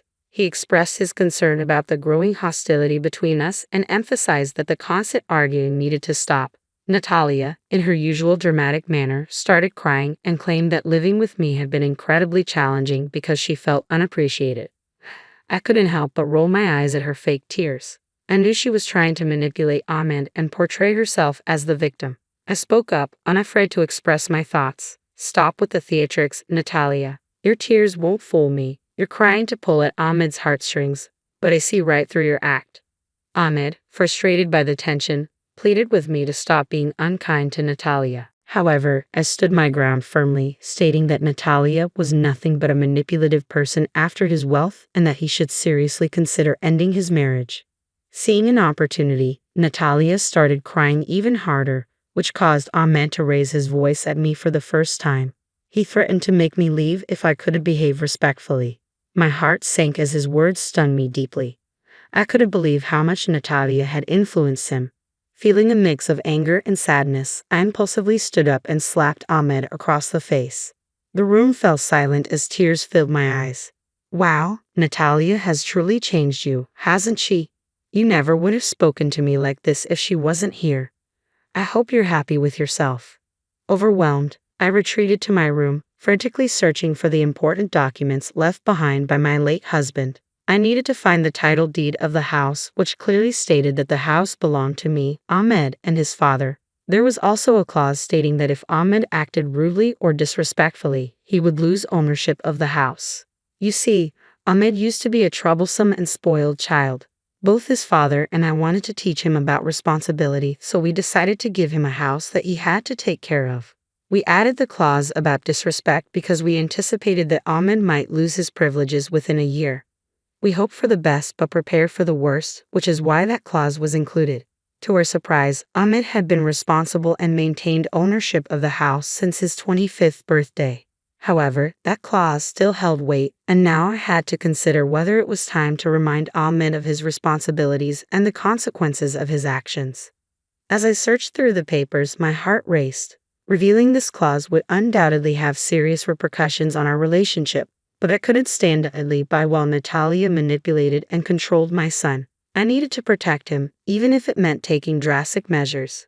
After hours of searching, I finally found the papers confirming the validity of the clause in the title deed. It didn't specify a time limit, which meant it remained in effect. Holding on to this information, I decided to wait for the right moment to disclose it, strategically planning my next steps. Meanwhile, I came up with another plan to expose Natalia's true nature to my son. Inspired by the true crime shows I had been watching, I decided to record my conversations with Natalia. I purchased a small recorder specifically for such moments, ensuring that I had evidence to support my claims. Mama always fights smart, my friends. A week passed, and the house was filled with uncomfortable silence and tension. The atmosphere was suffocating, and it felt like everyone was tiptoeing around. But I knew Natalia's downfall was imminent. I just needed the perfect opportunity to present itself. Then one day, I sensed that something was off, and sure enough, Natalia was the cause. Unexpectedly, she entered my room, radiating an unsettling energy that my intuition couldn't ignore. My heart raced with anticipation, and discreetly, I pressed the record button on my hidden device. I was ready to capture her true intentions. Natalia approached me with false confidence and said, "I think it's time for you to go." I maintained my composure, hiding my excitement behind a calm expression. Deep down, I knew this was the moment I had been waiting for. With the recorder capturing every word, I responded with a smile, careful to choose my words wisely. "Oh, Natalia dear, what makes you say that? Face it, old lady, you're ruining my plan." "What plan?" "I plan to take all of your son's money." "Duh, so I was right when I said you were a gold digger." "Some call it a gold digger. Others call it being opportunistic." Tomato, tomato. "Wow, so these are your true colors, huh? Fascinating. You know, you never respected me." "Why would I? I could see right through you the moment you walked into my son's life." "I guess game recognizes game, huh?" "Oh please, you think you and I are the same?" "Of course. Why else would you marry such a wealthy man?" "Because I loved him, Natalia. That's something you know nothing about, and you dare to come here and talk like a crazy person. Why are you acting as if I won't expose you to my son?" "Because I have something important to tell you, Aisha. You thought I was joking when I said it was time for you to go. Little do you know, Spit it out, Natalia. I'm getting sick of your games. Pack your bags. I've convinced my dear old hubby to put you in an old age home. Natalia began to laugh somewhat manically. I told you she was a witch. I let her enjoy her moment of glory because I knew that in a few seconds it would all come crashing down. Noticing my lack of response, she asked, "Why aren't you weeping? Did you hear me, you old hag? You're going to be locked up in a retirement home until you join your husband." "I heard you, sweetie. Don't worry." "Don't you want to know how I got Ahmed to agree?" "Well, if you must tell me. After your little scene last week, I started convincing Ahmed that you were slowly losing your mind." "What, because I slapped him?" "Yeah, well, he seems to disagree. After I told him that the behavior was not normal and that you were slowly becoming psychotic due to old age. And he believed you. I can be pretty convincing when I want to be. I told him that you also lost your mind when you lost your husband and that's why you've been mean to me. So you see, Aisha, you're no longer going to be living here. Once you're gone, it will be easy for me to sink my claws deeper into your son. By the time I am done with him, you all will have nothing." Again she finished her statements as if she had truly won, but little did she know. "Nice try." "What do you mean, nice try? I've already won. I've got to say, if I didn't hate you so much, I might have commended your antics." "Why are you acting like that? You should be shaking right now." "What, you thought I was going to cry? You think that I'm as spineless as you?" "I don't even know what that means." "Of course you don't. Girls like you don't even bother trying to expand your knowledge. You just rely on being a leech to get by, which is disgusting and pathetic." "How dare you? I'm going to tell Ahmed that you hit me, and then you'll be kicked out for sure." "Oh, Natalia, you still don't get it." I approached her and slapped her. "Go ahead, tell him. At least you'll be telling the truth this time." You slapped me. I can get you arrested." "I dare you to try, especially after what I have to reveal to you. Because when I'm done, you'll regret all the things you've said here." I revealed everything to Natalia, telling her that this entire conversation was being recorded to expose the truth. I also told her that she had no right to even attempt to kick me out of the house, considering that I was part owner. "Pack your bags, Natalia, because you're no longer welcome in my house." To my surprise, she fainted in shock. Hearing her plans unravel before her eyes, coupled with the impact of our conversation, was too overwhelming for her. As I gazed at Natalia lying unconscious on the floor, a complex mix of satisfaction and disappointment washed over me. I felt satisfied because I finally had the evidence necessary to expose her true nature, but at the same time, I was deeply disappointed that my son had fallen prey to her manipulations. Ahmed rushed into the room, drawn by the loud thud, his face filled with panic as he tried to revive his wife. Despite the chaos, I remained composed. "Mama, what did you do?" "Ahmed, I know you're upset, but please." "You're crazy. Aisha was right about you. I should have put you in a home sooner. You're losing your mind." "Oh, stop that. Will you put her in the recovery position and come to me? She'll be fine. I already called the ambulance." Ahmed reluctantly stopped panicking and came over to me. "There's something you need to see and hear." Still in a state of shock, he looked at me with a mix of confusion and concern. "What are you talking about, Mama? We need to get Natalia to the hospital. We can't just leave her here." Just as Natalia regained consciousness, confusion and fear crossed her face as she struggled to grasp what was happening. Before she could utter a word, I pressed the play button on the recording device, allowing the incriminating conversation to fill the room. Natalia's lies, schemes, and true intentions were exposed for Ahmed to hear. As the recording played, shock transformed into anger on Ahmed's face. The weight of Natalia's deception sank in, and he directed his gaze at her, a mixture of disappointment and fury evident across his face. "How could you do this, Natalia? All the lies, the manipulation. I trusted you, and you played me." Natalia, fully aware of the evidence stacked against her, struggled to come up with a believable response. Her attempts to make excuses faltered in the face of the undeniable truth. Ahmed's voice trembled with a mixture of concern for Natalia and his growing anger as he shouted at her. I watched him, feeling a combination of sympathy and determination in my heart. "Ahmed, my son, I'm sorry it all had to come to this." The paramedics arrived and transported Natalia away, despite her hurling insults at me and desperately pleading for Ahmed to take her back. A counterintuitive reaction, I must admit. I understood that the journey ahead would be difficult for Ahmed. However, I firmly believed that he needed to learn these lessons on his own. Just as I had hoped, the house, a symbol of responsibility, would remain in our possession, patiently awaiting Ahmed's personal growth and maturity. Can I say it? Ahmed asked. Say what? I told you so. Yeah, I guess you can. I think I'll hold on to it for now. I can see you're hurting. I loved her, Ma. I know, baby, I know. I guess you were right. You really do know best. At that moment, I felt a huge sense of relief and hope. The truth had come out, and though we had some healing to do, I knew we would come out of it stronger. I had faith that my son would understand the importance of making wise choices and treating others with love and respect. I also made up my mind to remove my name and his father's name from the title deed. Ahmed had proven himself to be a responsible and honorable son despite all the challenges we faced. Natalia, after her hospital visit, was physically fine. The doctor said her fainting was due to shock and stress, but despite that, she persisted in trying to win back Ahmed by showing up at the house whenever she pleased. Luckily, I was there to protect Ahmed from her manipulations. I made sure she never set foot in the house again. I knew Ahmed was vulnerable, and I didn't want him to fall for her tricks and let her back into his life. I was determined to shield him from any further heartbreak. Amidst all the chaos, I decided it was time to address the house ownership issue. I reminded Ahmed about the clause in the original title deed that required him to be respectful to keep ownership. But I also wanted to give him a fresh start, a symbolic gesture of leaving the past behind. So, I handed Ahmed a new title deed with only his name on it. I told him he deserved it after going through so much pain and turmoil. Tears filled Ahmed's eyes as he realized the significance of this gesture, recognizing his growth and strength.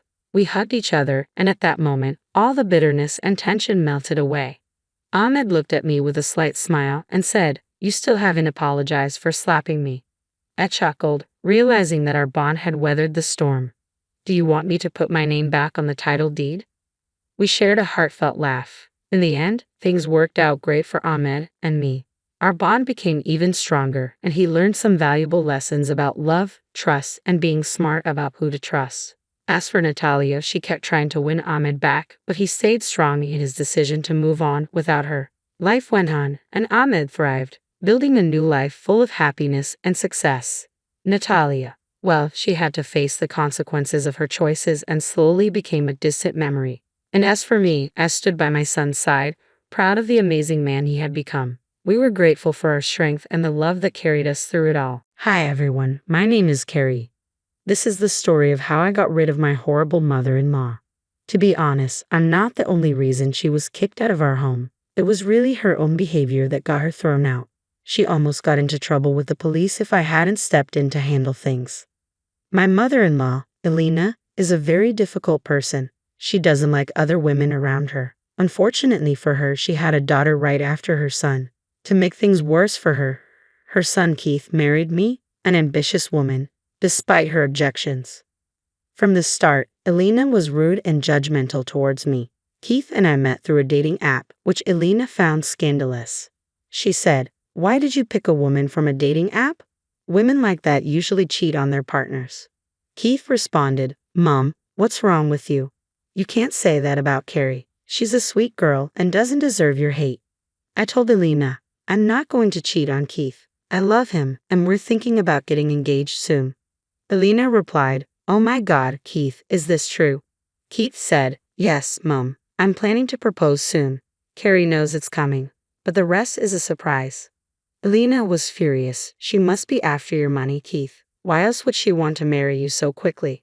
This girl is not good for you." I said, "I'm not a gold digger, Elena. I earn a lot more than Keith right now. My job pays well, so I'll be financially secure for the rest of my life."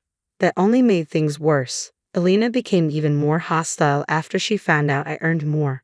She often criticized me and suggested I'd be a bad wife because I worked. She thought working women were neglectful and disloyal. I couldn't understand why she always found something to complain about. So, I decided to talk to Keith's sister, Maxine. I said, "Maxine, I don't know why your mom hates me so much. No matter what I do, she always finds something to complain about." Maxine said, "Mom is like that, Carrie. She thinks girls are either gold diggers or worthless. It's crazy that she thinks that way, being a woman herself. She didn't even spare me. Mom neglected me and didn't help with my college expenses, but she paid in full for Keith. Keith said, Maxine, you don't need to make Mom sound so bad. Yes, you had issues with her, but that doesn't mean she hates women. Maxine replied, you've always been blind to her behavior, Keith. She was a good mom to you and spoiled you. You didn't see how she treated me. I added, Keith, I think Maxine has a point. I wasn't there when you were teenagers, but I see how Alina is now. She dismisses Maxine's achievements all the time. Maxine said, there's no point defending me, Carrie. Keith has always been biased about Mom. Watch out, Carrie. If Mom turns on you, Keith might take her side instead. Maxine and Keith started arguing about Alina's favoritism. It became clear to me that Keith was a bit blinded by his mother's loving behavior towards him. She was a very toxic woman, and I hated being around her. Maxine's words stayed with me. After Keith and I got married, I realized she was right. We should have started our married life as a couple, but Keith brought Alina along. When we announced our engagement, Alina quit her job and demanded we take care of her. She said she was getting old and needed us to look after her. Although I never liked her, I didn't say no because Keith wanted to take care of his mom. I had lost my parents in college, so I didn't have the heart to turn him down. Alina moved in with us and quickly became a nightmare. She constantly ordered me around and did nothing all day. When I came home from work, she'd say, what took you so long, Carrie? Have you forgotten you're a married woman? There are plenty of chores left. Who will do everything? Alina, I had a late meeting and couldn't get home sooner. I can't leave work unfinished. And what about the work at home? Do you expect me to act like your servant? I will do everything now, and Keith will help out. It doesn't take long when two people work together, she said. Keith tried to defend me. Mom, you don't have to shout at her. We will do everything together. Absolutely not, Keith. Men don't do house chores. Your father never helped me. This is Carrie's job. If she can't balance work and house chores, she needs to leave her job or get a divorce. That's my mother-in-law for you. She hated everything I did and probably hated my very existence. Whenever I tried to talk to Keith about her, he'd shut me down. Mom is old and has conservative ideas. You don't have to take her seriously. She means no harm. Are you kidding me, Keith? You're not the one on the receiving end of her insults. It's humiliating and exhausting. I can't take her words anymore. Relax, you're overreacting. Mom can be cranky sometimes. I'll try to talk to her about her behavior. You have to be patient with her. Maxine was right. Keith rarely took my side. Yes, he did defend me sometimes, but mostly, he asked me to compromise. I was getting tired of his behavior. What made it worse was that I was paying a huge chunk of the household expenses because Keith was supporting Alina with his small salary. I felt disrespected and humiliated despite doing so much for Alina. The worst of Alina's behavior was yet to come. A little over a year after we got married, both Keith and I found job opportunities that would significantly increase our pay. We both got shortlisted and had to go through an interview process. Unfortunately, Keith's interview was delayed, but mine was scheduled soon. Alina hated this and said, Carrie, you can't be thinking of taking that job. You don't need to go to the interview. Why wouldn't I take the job? It would raise my salary and be my dream job. You are a married woman, Carrie. You can't think about your job all the time. If you get the job, you'll earn more than Keith. How can you even think of earning more than your husband? That's so disrespectful. Mom, that's ridiculous. I'm proud of Carrie for getting such an amazing offer. I want her to get the job. This is her dream job. I don't care if she earns more than me, Keith said. Don't be so naive, Keith. She will start to financially abuse you, lose respect for you, and try to get rid of me. Don't let her go to the interview. I'm not stopping her, Mom. I don't mind all these things. You're overreacting. Leave her be. Alina, I've had enough of you treating me like this. It can't happen again. What I do with my life is none of your business. You don't have the right to comment on it. Alina never backed down. She tried everything to dissuade me from attending the interview, even saying I should support Keith because he couldn't interview for his job. By the time my interview date approached, I was very careful. I knew Alina would try to mess things up. On the day of the interview, I saw Alina walk into her study right after I left the room with my CV. I thought nothing of it, excited for my interview, and that Keith had finally gotten a call for his interview on the same day. He didn't tell Alina because he wanted it to be a surprise when he got the job. However, things came crashing down when I came home. Keith looked very sad. Keith, what's wrong? Did something happen at the interview? Carrie, I didn't get the job. Just look at my CV. They took one look and rejected me. What are you talking about, Keith? You have the perfect CV. There's no way they weren't impressed. Keith handed me his CV, and I was shocked. It wasn't his CV at all. It had my name and gender, but was full of false information that painted me in a bad light. I had no idea who made it or how it got mixed with Keith's CV. I could see why it created a bad impression and led to rejection. Keith was devastated. I don't understand this, Carrie. How did this happen? This isn't your CV either. It has awful things written on it. It can't be that I took yours instead. No, you didn't take mine, Keith. I had the original CV for the interview. That's how I got the job. If I had taken the one you have, they would have never given me the job. This is so bizarre, Carrie. I'm devastated that I lost my job because of this. I need to know how this happened. It's killing me. Seeing Keith in this state crushed me. He was looking forward to the job, and it pained him to lose it. I was confused about the fake CV Keith had. Then it clicked. It must have been Elena who switched the CVs. She had no idea Keith had an interview and was trying to sabotage mine but failed. I was filled with anger, but I stayed calm. I needed to show Keith what Elena was really like, so I said, Keith, you should ask Elena about this. I'm sure she'll have some interesting information for you. What do you mean, Carrie? What does Mom have to do with this? Well, remember how she didn't want me getting the job? I have a feeling she was trying to swap my CV with a fake one to ruin my chances. She probably thought your CV was mine. Keith was initially in denial, but as I explained what happened, he started to get suspicious. It was becoming clear to him that Elena might have been involved. He decided to call her. Mom, come here right now. I need to speak to you. Keith, what's wrong? Why are you shouting? Did you mess with my CV? Answer me truthfully. No. Why would I do that? What CV are you talking about? I don't understand. My CV, Mum, the one I was supposed to take to my interview today. What did you do with it? I didn't do anything to your CV. I didn't even know you had an interview today. Carrie was the one with an interview. At this point, Keith narrowed his eyes and began to suspect her. He asked, Mum, tell me the truth. Did you tamper with Carrie's CV? I already know what you did. There's no point in lying. I don't know what you're talking about. I would never do such a thing. Keith, I said, Elena knew I had an interview. She didn't replace your CV on purpose. She wanted to swap mine and ruin my interview. That's why your CV had my name and gender. Mom, do you have any idea what you've done? You replaced my CV and cost me a good job. I failed the interview because of you. What is wrong with you? It finally dawned on Elena that she had made a big mistake. She started to cry and said, Keith, listen to me. This was all a mistake. I never meant to hurt you. I thought only Carrie had an interview today. I was trying to protect you. Despite my warnings, you still tried to ruin her chances. Why are you so upset about that, Keith? Your wife shouldn't earn more than you. If she does, she'll take control of you and kick me out of your life. I did this for your good. Stop making yourself the victim, Mum. Have you no shame? Carrie didn't cost you the job. You did. You ruined his chance because you couldn't stand seeing me have a better job than him. Shut up, Carrie. This is all your fault. If you hadn't tried to get a better job than Keith, I wouldn't have had to do this. This mishap is all on you. If this is all Carrie's fault, Mum, I told her not to go for the interview. I had no choice but to stop her. I never wanted to hurt you, Keith. I just wanted her to get rejected. Keith was very angry at this point. Hearing Elena's nonsense made him even angrier. He had never been this furious with his mom before, finally understanding how cruel and manipulative she could be. Enough is enough, Mum. We brought you into our house and didn't take a penny from you. This is how you repay us. Have you no shame?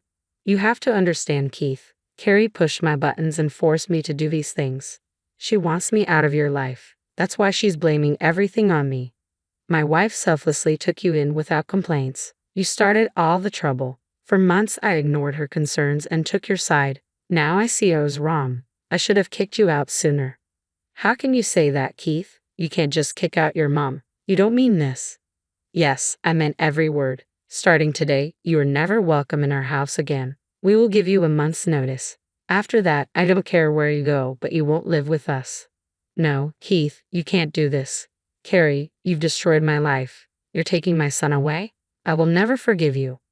Don't blame me, Elena. You brought this upon yourself. I did not instigate anything. You destroyed your relationship with Keith all by yourself. You must be so happy. This is making you very happy. isn't it? I will not let you go, you witch, Elena shouted as she lunged at me, grabbing my hair and pulling hard at my scalp. Keith intervened, pulling her off me and yelling at her. He was furious, and his shouting made Elena cry uncontrollably. Keith threatened to press charges and kicked her out immediately. Elena didn't argue because she was afraid Keith would actually call the police. She left the house in her car. After Elena left, Keith started to calm down, but once his anger subsided, he burst into tears. The frustration from the interview and the situation with Elena had finally made him break down. Through his tears, he said, "I'm so sorry, Carrie. I should have listened to you. I almost cost you your job because I didn't want to upset my mom. She just showed me how wrong I was about her.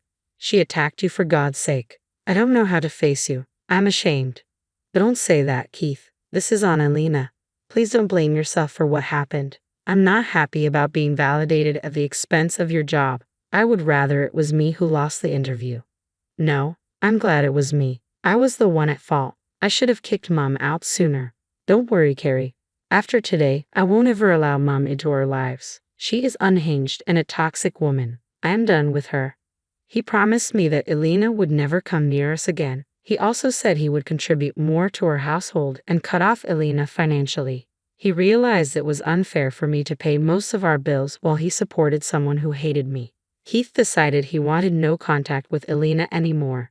Elena did try to get in touch with Keith, mostly to beg for forgiveness. She initially sent me some threatening texts, but after I warned her about calling the police, she backtracked and begged me for forgiveness as well. She knew she was stuck in a deep hole. Thanks to her, she ended up staying at Maxine's place. Maxine, knowing all about her antics, made her get a job to support herself and had no intention of letting her freeload. Maxine got her revenge too. It was only a matter of time before she kicked Elena out after pestering her for too long.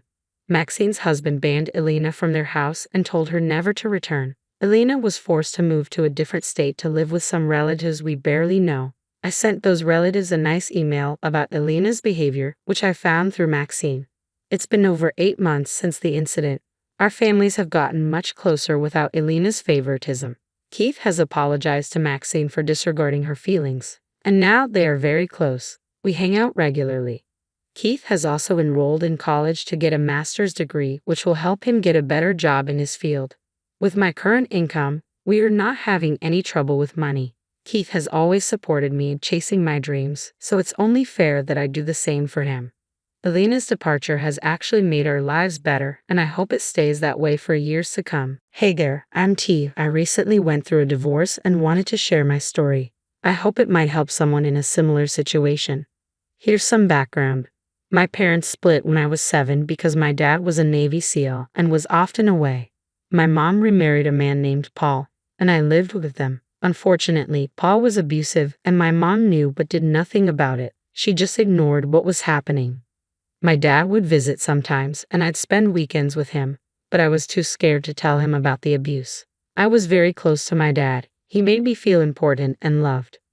One time, when I was almost done with middle school, I went to the beach with my dad. He noticed bruises on my thighs and asked about them. At first, I tried to brush it off, saying I got hurt in PE, but he pressed me on it. And I finally told him the truth. Paul hit me, and my mom didn't do anything to stop it. My dad was furious and said I would stay with him from then on. He dealt with everything and got full custody of me. I moved in with him, and it was much better. When he was away for work, I stayed with my aunt nearby. My mom apologized and tried to reconcile at first, but eventually she cut me off. I wasn't as close to her as I was to my dad anyway. I went to medical school, became a cardiologist, and my dad and aunt were very proud of me. I'm not very outgoing, but I have a few close friends. As a doctor, I needed to be warm and approachable, so I worked on becoming more extroverted. To my surprise, I got pretty good at it. I met my husband, Justin, at a karaoke bar, which I wouldn't usually go to, but it was a friend's birthday. So we went to the karaoke bar. Justin happened to be there too, and he needed a partner for time of my life. Since I had mentioned to my friends that Justin was cute, they pushed me to join him. It turned out to be a really fun night. We exchanged numbers and kept getting to know each other. We started dating, and I introduced him to my dad after a while. My dad liked him right away because Justin had a naturally likable personality. He worked as a marketing assistant in the corporate world and gave me the love and care I had lacked before my dad stepped in. He was composed and well-rounded, and he expressed a desire to start a family. Just 1 year into our relationship, he took me back to the same karaoke bar where we first met and proposed. "I think it's time for us to start the family we've always talked about," he said. "What do you mean, babe?" I asked. "Tanya, there's something I've been wanting to ask you for a while now." "What is it, Justin?" "Well, when we first met at that karaoke bar, I had no idea I was meeting the love of my life. You have brought so much happiness and warmth into my life, and I can't imagine spending it with anyone else. Will you marry me?" "Oh, baby, yes." I'll be honest, while some people might find it perfectly okay to get married within a year, for me and the emotional walls I had built over time, it felt a bit early. I said yes at the moment but had many thoughts about it afterward. I loved Justin deeply, but I was afraid that if I asked for more time, he might consider ending our relationship, so I decided to go along with it. We had a very private wedding ceremony. I invited my mother, but she didn't show up, which was somewhat disappointing because, after all, she was my mother. However, my dad was there, and I was immensely grateful for his presence. He walked me down the aisle, and I was officially married to Justin. A year into our marriage, we were blessed with a beautiful baby girl. I remember after my delivery, the room was filled with balloons and flowers as everyone came to visit, my dad, Justin, and his parents. As a new mother, I decided to take some time off work to be with my daughter. The early time with Amanda was incredible, and I still cherish every moment of her babyhood. There's truly nothing as beautiful as bringing a child into this world. It is a testament to the wonders of life. Justin was working during this time, but eventually, I had to return to my job. Justin was something else when it came to being a dad. He was super playful and gentle with our daughter. He would even let her put makeup on his face. He was a real sweetheart as a dad. But here's the thing. With both of us having to go back to work, we decided to hire a nanny to look after Amanda. She was a little bundle of energy, and we wanted her to have the best care while we were away. After some time, I got pregnant again, and then came the big surprise. The doctor revealed that I was not just expecting one more addition to our family. We were having twins. It wasn't exactly what we had planned for, but it sure brought a lot of joy into our lives. Little did we know that with the arrival of our children, the dynamics of our marriage were about to shift. Justin wasn't thrilled that I earned more than him. He didn't openly discuss it with me, but I sensed his feelings when our friends Carrie and Dylan came over for dinner during my third trimester. "So, how are you guys feeling about the babies on the way?" Carrie asked. "Oh, we are excited, a little nervous, but mostly excited," I replied. "Speaking of babies, have you guys thought about names yet?" Dylan chimed in. "Yes, we've been brainstorming. We want something unique but not too out there, you know?" I said. "Any favorites so far?" Kara asked. "We've been tossing around a few ideas, but we haven't settled on anything yet," Justin added. "How about family names? Those can be really meaningful," Dylan suggested. "Absolutely. We've been researching strollers that can accommodate multiple babies. It's been overwhelming, but we'll figure it out," Justin said. "It's amazing how much stuff you need for 2 babies, right?" Carrie said. "Tell me about it. Our checklist keeps getting longer," Justin replied. "Tanya, do you miss being at work?" Kara asked. "A bit. Being a doctor is tough, but when you treat people and help them, it feels so good to see their smiles," I said. "Wow, a corporate worker and a doctor. Do you even manage to find time to make all these babies?" Dylan joked. "Come on, Justin. I'm pretty sure your wife must be the money bag in the house, you know." Dylan said. "Well, you know how it is, Dylan. I actually earn more than Tanya," Justin said with a smile. "Let's bring out the dessert," I quickly interjected. I could not believe what Justin had said. Why would he lie about something like that? After Dylan and Carrie left, while we were doing the dishes, I finally decided to talk to him about it. "Justin, can we talk for a moment?" I asked. "So, what's on your mind?" Justin asked. "You said you earn more than me, but that's not true, is it?" I replied. "No, it's not true," Justin admitted. "Why on earth would you lie about something like that?" "I don't know, I guess I was just embarrassed." It felt awkward. Embarrassed. I had no idea this was such a sensitive topic for you. "I am not sensitive, I'm a man, and I should be the one in charge. You've never complained about it before. What has got you so worked up now?" "I just don't want people to think I'm some kind of loser, okay?" Justin, if it works for us, it works for us.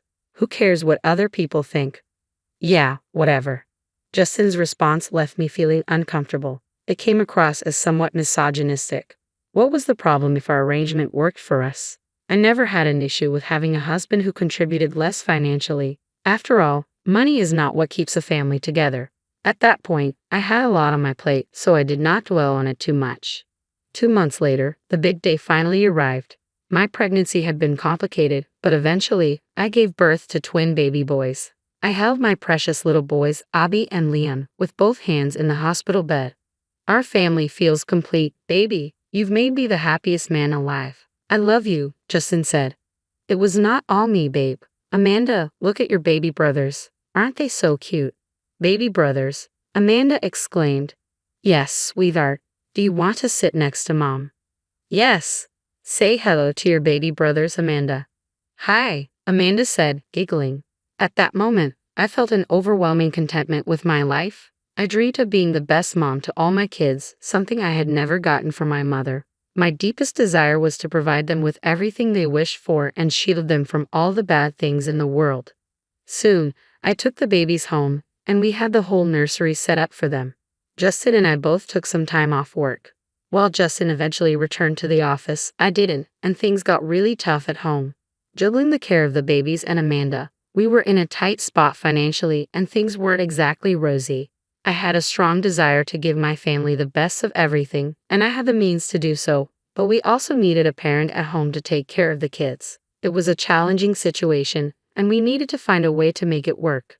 The issue was the significant income gap between us. Justin brought in only $30,000 a year, while I earned $150,000 a year. From my perspective, it made sense for me to continue working. I had a good career and a well-paying job with the potential for salary growth. I thought I would talk things out with Justin, and he would understand my viewpoint, but things did not go my way. We had just had dinner, and Justin and I were in the twins' room to check up on them. 3 kids. We always planned for 2, but I'm not complaining. They're so cute, Justin said. Yeah, they are. Well, I want to talk to you about something, I replied. Sure, what's on your mind? We need to secure all our kids' futures, you know? I might be thinking too far ahead, but we can provide them with better opportunities. We can even help them with their college if they need it. You're right. If I continue with my job, we can save more. And if I work for a few more years, I'll likely get a raise. That would be amazing, but who will stay with the kids at home while we are working? What if you quit working and stay home to take care of the kids? What? Are you kidding me? No, you get along with them so well. What I mean is, I'm the man of the house. Just because you have a higher paying job does not make you the decision maker. Justin, are you kidding me? Can't you see we would have a better life if I went to work instead? Seriously, is your ego that fragile that taking care of the kids makes you think you're less of a man? Justin looked really furious, something I had never expected. He raised his hand and slapped me across the face. How dare you say that to me? You're trying to be the boss, aren't you? Just stay within your limits, do what you're asked to do, and more importantly, listen to me. Justin left the room, leaving me standing there in shock. It brought back memories of Paul. I was utterly stunned. How could my husband, the father of my children, someone I thought was the love of my life, do this to me? I am not suggesting all men are the same, but some are incredibly insecure about their masculinity, and I was devastated to realize Justin was one of them. I felt a mix of anger, sadness, and most of all, fear. I was scared to be around Justin, unsure of what he might do if I made another wrong move. That night, I could not sleep. I spent it on the couch, contemplating my options. I knew I needed to get out of this marriage, not just for my sake, but for the kids as well. I had been through a similar situation when I was young with my mom's husband, Paul. My dad had taught me well after that, showing me how a real man should treat women. Then one of the twins started crying on the baby monitor, and it hit me. We had the baby monitor in the twins' room, and it must have recorded everything that had happened. I had solid proof. The first thing I did was extract the footage, and I got what I needed. Then an idea began to form in my mind. I waited until morning, making sure Justin and the kids were still asleep. Then I made a call to my dad. Good morning, Bunny. Hey, Dad, you're calling me so early today. Is everything all right? No, Dad. Something happened last night. I need help. Are you safe, honey? What happened? Yes, for now. Well, last night Justin and I argued, and things got out of hand. He slapped me. What? How dare he? Why did you wait all night to call me? I did not know what to do, Dad. Sweetheart, remember what I have always said. I'm here for you whenever you need me. I mean it. Well, Dad, the thing is, all of this happened while we were in the twins' room, and it got recorded on the baby monitor. Bingo. We have proof. We're going to get that bastard. I know some people in law enforcement. Honey, stay put. Where is Justin right now? He's still sleeping. Why don't you send me that video and get the kids? I'm coming. I woke up Amanda and gathered the twins, hastily packing a bag for them. I forwarded the recording to my dad, and anxiously I waited in the living room. Just 15 minutes after the phone call, there was aggressive knocking on the door. As I approached the door, I could hear Justin coming down the stairs. Who's at the door and why are the babies here? What's going on? Open the door. It's the police. The police? Who called them here? Justin rushed down the stairs, and as he did, I opened the door. The first person to enter the house was my dad, and he hugged me tightly. Thank God, honey. You were safe. I'm so sorry. Thanks for being here, Dad. You're under arrest for assaulting your wife. Anything you say can and will be used against you in the court of law. You have the right to an attorney. If you cannot afford one, one will be provided for you. Is this about last night? You got this all wrong. It was just a big misunderstanding. The police officer handcuffed him. Get these things off me. I said, oh, you're going to pay for this. I promise you. I will break your jaw if you ever speak to my daughter like that again. Consider yourself lucky that I did not handle this myself. Take him, officer. My dad drove me and the kids to his place. Both Justin and I hired attorneys, and there was a lot of courtroom drama. Surprisingly, his criminal record included a bar fight where the other person ended up hospitalized for a month. I had no idea of this. As a result, Justin was sentenced to 3 months in jail. I sent him the divorce papers, and not only did I gain custody of my children, but Justin also did not receive any visitation rights. I had a lot to figure out, but my dad offered me a solution. You know I am a retired man. If you'd like, we can take care of the kids here until you have something else going on for you. No pressure. Dad, that would mean a lot to me while I figure things out. Furthermore, I've met someone named Kathy. She brings me a lot of joy. Would you mind if she moved in here too? I had already asked her before all this happened, and I was going to inform you. No, Dad. I'm more than pleased. I'm glad you found someone. You can return to work, and Kathy and I will look after the kids. Sounds perfect, Dad. It has been 6 months since we moved into my dad's house, and a lot has transpired during that time. Justin was released from jail but did not attempt to contact me. I got back to work. I moved in and met Kathy. She possesses wisdom and experience, and she's very affectionate. Surprisingly, she also provides me with motherly advice, and it feels like she fills a void. All my kids are healthy, and Amanda has started preschool. Honestly, I believe I might need more time to fully recover from everything. However, on the bright side, I'm grateful for everything I have. For now, I'm just concentrating on my work and my kids. It may take time to heal and grow what's surrounded by the love of my family. I know I will find my way. Hi, I'm Diana. 3 years after losing my mom to cancer, my world turned upside down. I was 16, clinging to the memories of my mom while watching my dad, Jack, fall for Regina, a bakery owner who seemed as sweet as her cupcakes. She'll be good for us, Diana. We need to move forward, Dad said, announcing their engagement. I wanted to believe him, but something about Regina felt off. Your father tells me you love art. I'd love to see your work sometime, Regina said during our first dinner together. Her smile didn't reach her eyes. Then came Macy, Regina's daughter. Nice room. Guess we'll have to share since Mom wants me close to her, she said, dumping her designer bags on my floor like she owned the place. I found refuge at the Silverlane Gallery after school, where I worked arranging displays. Your eye for detail is remarkable, my boss would say. At least someone appreciated my passion. Patsy, darling, could you help out at the bakery this weekend? Just a few hours, Regina asked one Friday. Those few hours turned into every weekend. Then after school too. No pay, just family duty. But I have my gallery job, I protested. Family comes first, sweetheart. Besides, your little art hobby can wait, Regina said. Mrs. Chen, our elderly neighbor, always seemed to be watering her plants when drama unfolded. "Young girl, I see everything from my window," she said one afternoon. "Your stepmother reminds me of someone I once knew. Be careful." Even my best friend Lisa noticed the changes. "She's all sweet when your dad's around. But I see how she looks at you when he turns away," Lisa whispered over lunch. "She made me quit my gallery job," I confided. "Says I need to focus on learning the bakery business." "She's trying to control everything about you," Lisa said, her eyes narrowing.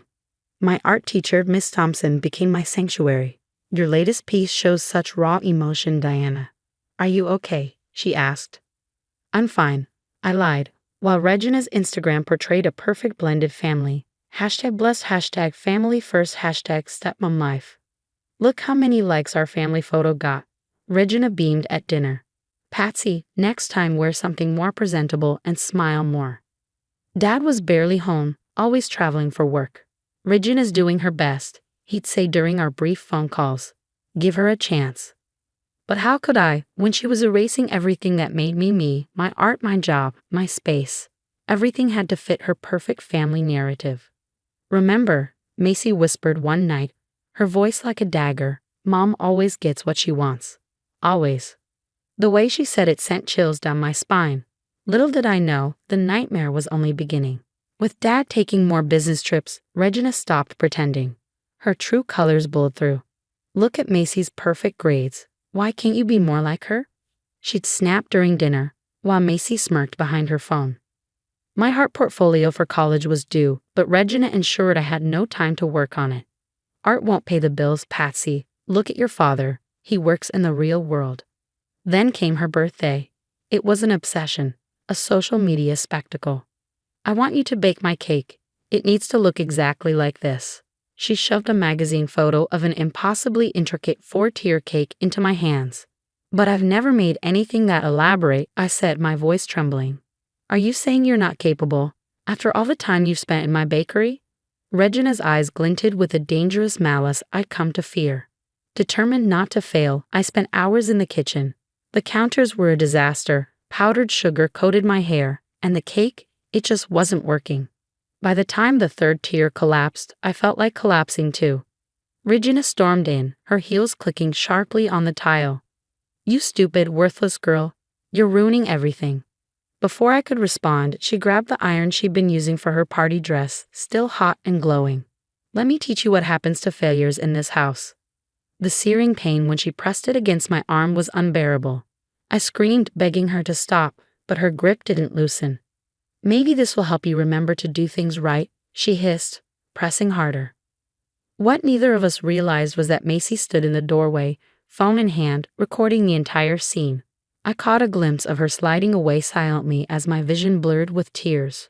Later that night, I sat on the porch, tears streaming down my face as I clumsily tried to bandage the burns. Mrs. Chen appeared out of nowhere, her concerned face illuminated by the porch light. "Come with me, child. I have burn cream," she said, her hands trembling as she treated my wounds.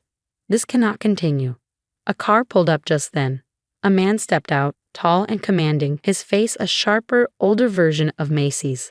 "I'm Derek, Regina's ex-husband," he said. "I've been watching her. I know what she's capable of." "Why are you here?" I asked, my voice barely audible. "Macy called me. She's scared too, Patsy. Regina has a history of this. That's why I fought for custody years ago, but she's good at hiding the evidence." That night, with my arm throbbing under makeshift bandages, I poured my emotions into a new art piece. The portrait was haunting, a smiling woman with flames for hands. When Miss Thompson saw it the next day, she gasped, "Diana, this is powerful. Are you trying to tell me something?" I tugged my sleeves down tighter. "It's just art," I lied, but we both knew it was more than that. My bruises might have been hidden, but my art screamed the truth I couldn't say out loud. "Document everything," Derek had said before leaving. "Your time for justice will come." That night, as Regina posted pictures of her store-bought birthday cake on Instagram, #perfectbirthday, #blessedmother, I stared at the cracks beginning to show in her perfect facade. The truth started leaking out during art class. My sleeve rode up as I reached for a brush, exposing the burn. "Oh my God, what happened to your arm?" Miss Thompson asked. grabbing my wrist gently. I had an accident with the stove, I stammered. That's not a stove burn, Diana. I used to volunteer at a women's shelter. I know what I'm looking at. That same afternoon, Derek showed up at school.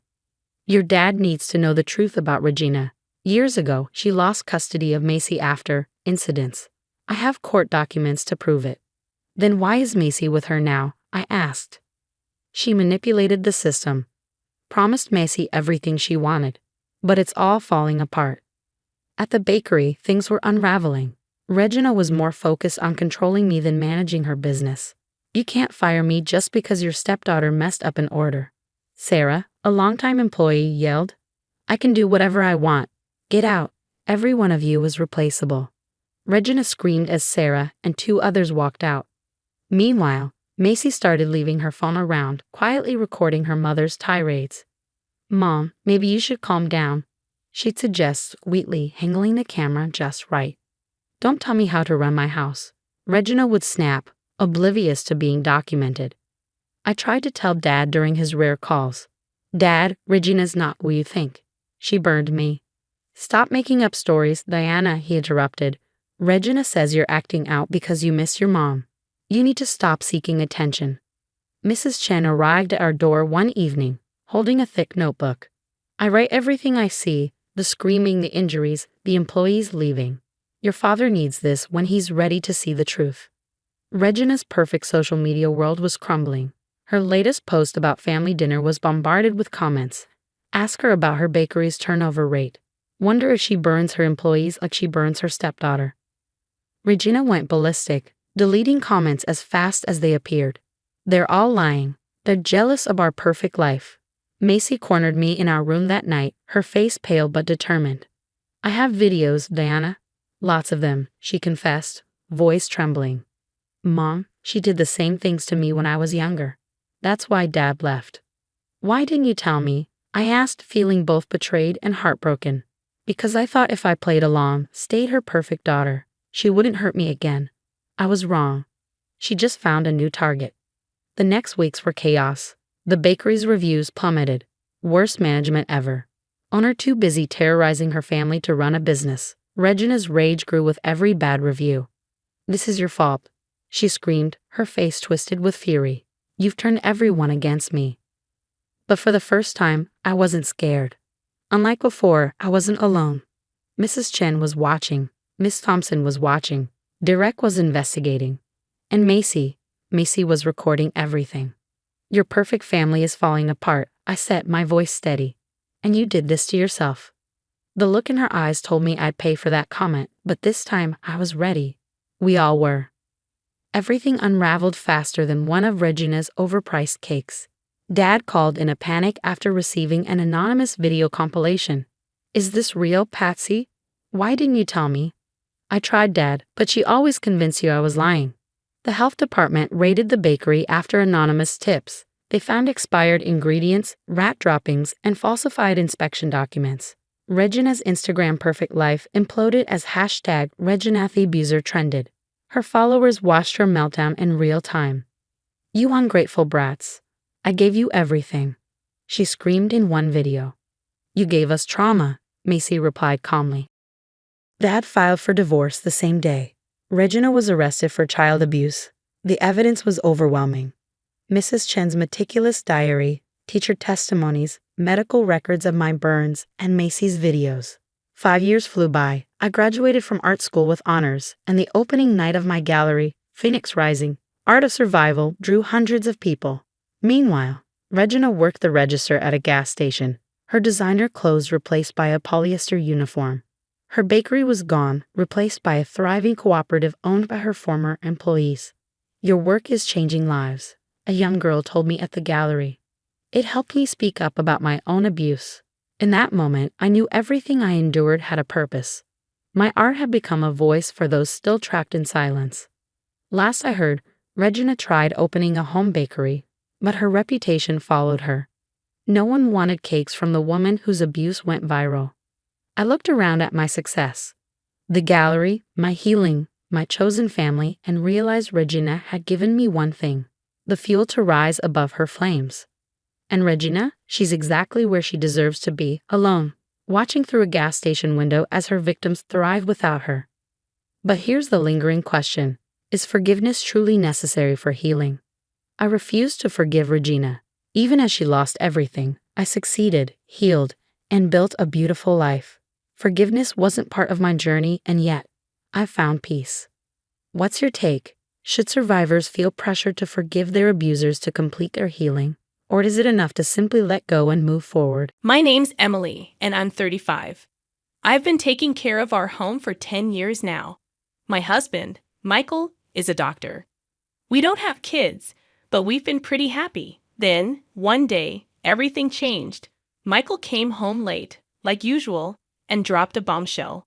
He wanted a divorce. "I'm marrying my other woman," he said. I was shocked. "What do you mean?" "We didn't marry for love," he added. And he was right. Our marriage was more of an arrangement. His parents wanted him to marry, and I guess I seemed like a good match. We barely knew each other before we tied the knot. The only thing we really had in common was our last name. Looking back, maybe I was drawn to the idea of sharing the same last name. So we rushed into marriage, and for a while, we managed all right. I never thought we'd end up divorcing after 10 years. Even though our marriage wasn't built on love, we've been together for so long. But now, out of the blue, you want to marry someone else. When did you start betraying me? I asked, but Michael denied it. He said he met this nurse at the hospital about a year ago and was drawn to her charm. He claimed he was tired of living with a boring person like me. I was shocked and hurt. "How can you say that after all these years?" I asked. But Michael was cold. He said living with me had been like hell and that he was done. I agreed to the divorce, even though it broke my heart. But then Michael dropped another bombshell. He said we didn't even need to go through the legal process because he never officially registered our marriage. We were just living together, not legally married. I felt betrayed and angry. Michael had kept this secret from me all these years, and now he was using it to avoid giving me anything in the divorce. That day was supposed to be when he submitted our marriage registration, but instead, it was the day our marriage officially ended. I couldn't go because of an urgent matter, but it turns out he never submitted it. Not submitted? Are you joking? We've been living as a married couple for 10 years. It's impossible that you didn't submit it. Normally, yes, that's why I made that rule at the beginning. If you went to the office, everything would be ruined. When we got married, we made some rules. I, as a homemaker, would handle all the household chores. I was on an allowance, and part-time work was prohibited. And Michael would handle all governmental and official matters. "Why would you do such a thing?" I asked. "Because I was about to be forced into a marriage with someone I didn't love. It's not like I was going to submit it easily. I was saving marriage for someone I was destined to be with. Then you should have refused the marriage proposal in the first place." I couldn't refuse. My parents are stubborn and wouldn't listen. What would have happened if I said I didn't want to marry? Plus, I wanted a housekeeper. A housekeeper? I'm a busy doctor and can't often tend to household chores. So, I decided to marry you as a housekeeper. It was a good deal for you too, right? You could eat well and have a roof over your head without working. You seemed desperate to get married too. What? You were probably feeling pressured because your friends were getting married, right? Even though we weren't actually married, you were seen as the woman who married a doctor. This 10-year relationship was a win-win for both of us. That's all it was, and it ends today. You should be grateful for the good times you had. Now you have to live on your own without relying on others. I can't believe this. Oh, and one more thing. Don't tell my parents about this.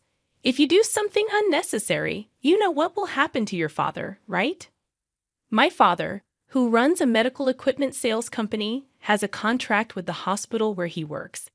It was through my marriage to him that this connection was made. If I told my in-laws, he's implying that he'd sever the contract as a threat. In other words, he's threatening me not to do anything unnecessary. It's your fault for being deceived.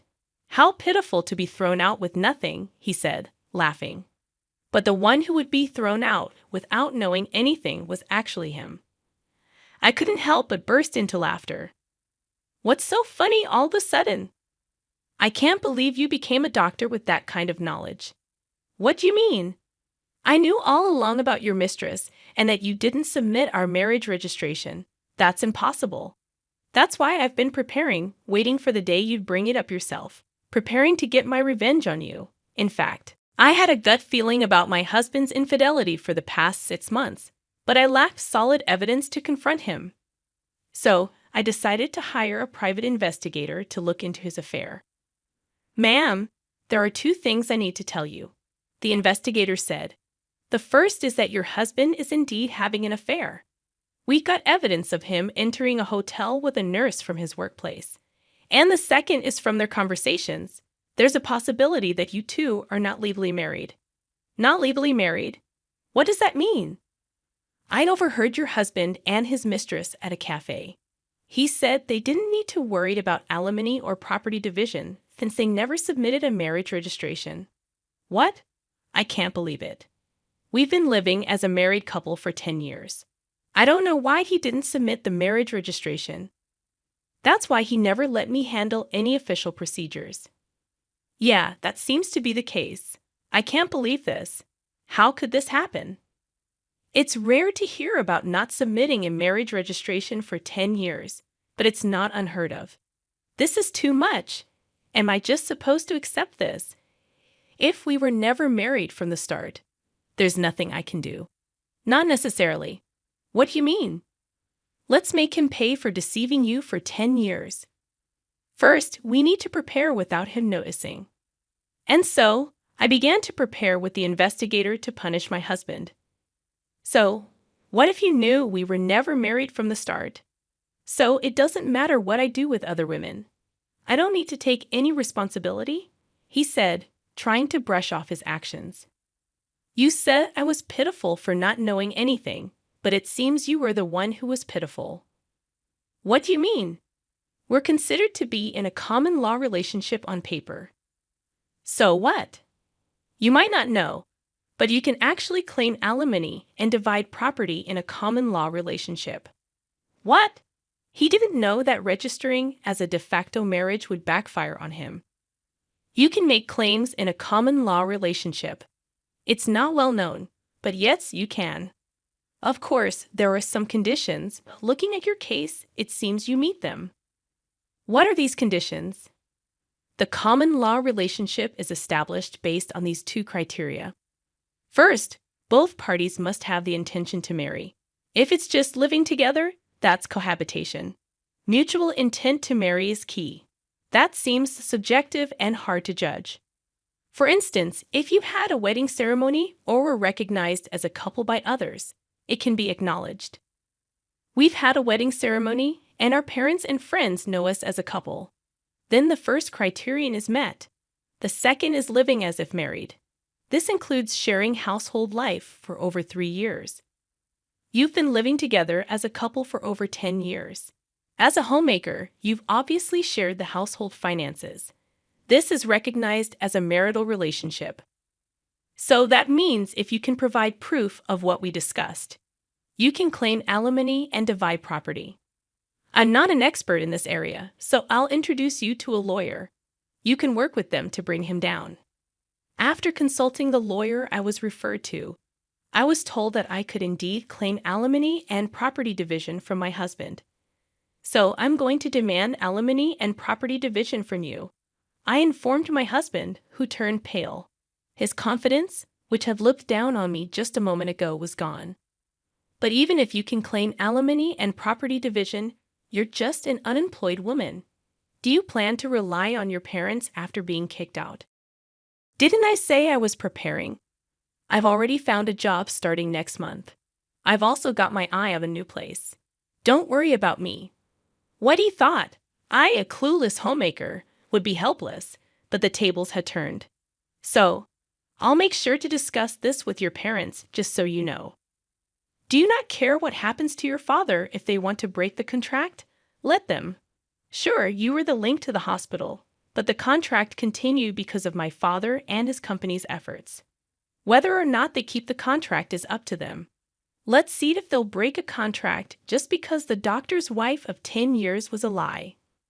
Try saying that you, my father, and I won't be affected if the contract is broken over this. It only shows the depth of their trust. We'll just find another hospital to partner with. Saying this, I took out my phone. You're not calling your parents, are you? That's exactly what I'm doing. Our parents think we're still married. It's only natural to inform them if this relationship is ending. Then, to my surprise, my husband began to apologize to me. Please, let me talk to them. Don't call. Why? You know how strict my parents are. If they find out about this, I'm done. What does that have to do with me, huh? You're asking me not to tell the truth because your parents are strict. Are you kidding? You could have refused the marriage from the start if you didn't intend to marry. After 10 years of a selfish marriage, you're afraid of your parents finding out. I can't accept such a convenient story. But I can accept your story. I'll make sure to tell both your parents and mine.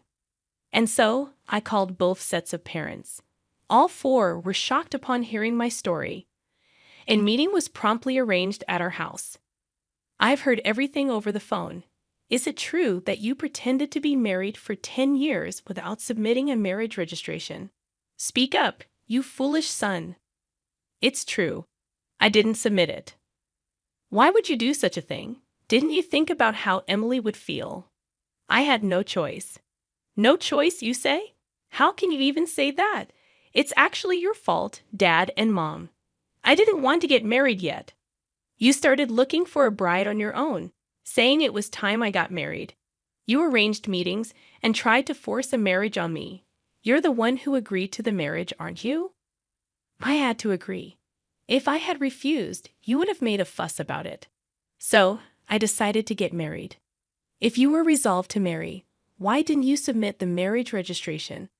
I read about a man on the internet who was in the same situation. He didn't want to marry, but had to because of his parents. He lived a married life without submitting the registration, then revealed the truth when he found someone he truly loved. That's appalling. And what happened to that guy in the end? He's now married to the person he loves and has a real marriage. So I too will marry my girlfriend and have a real marriage. Then my parents, who have been silent until now, spoke up after hearing his reasoning. A real marriage, huh?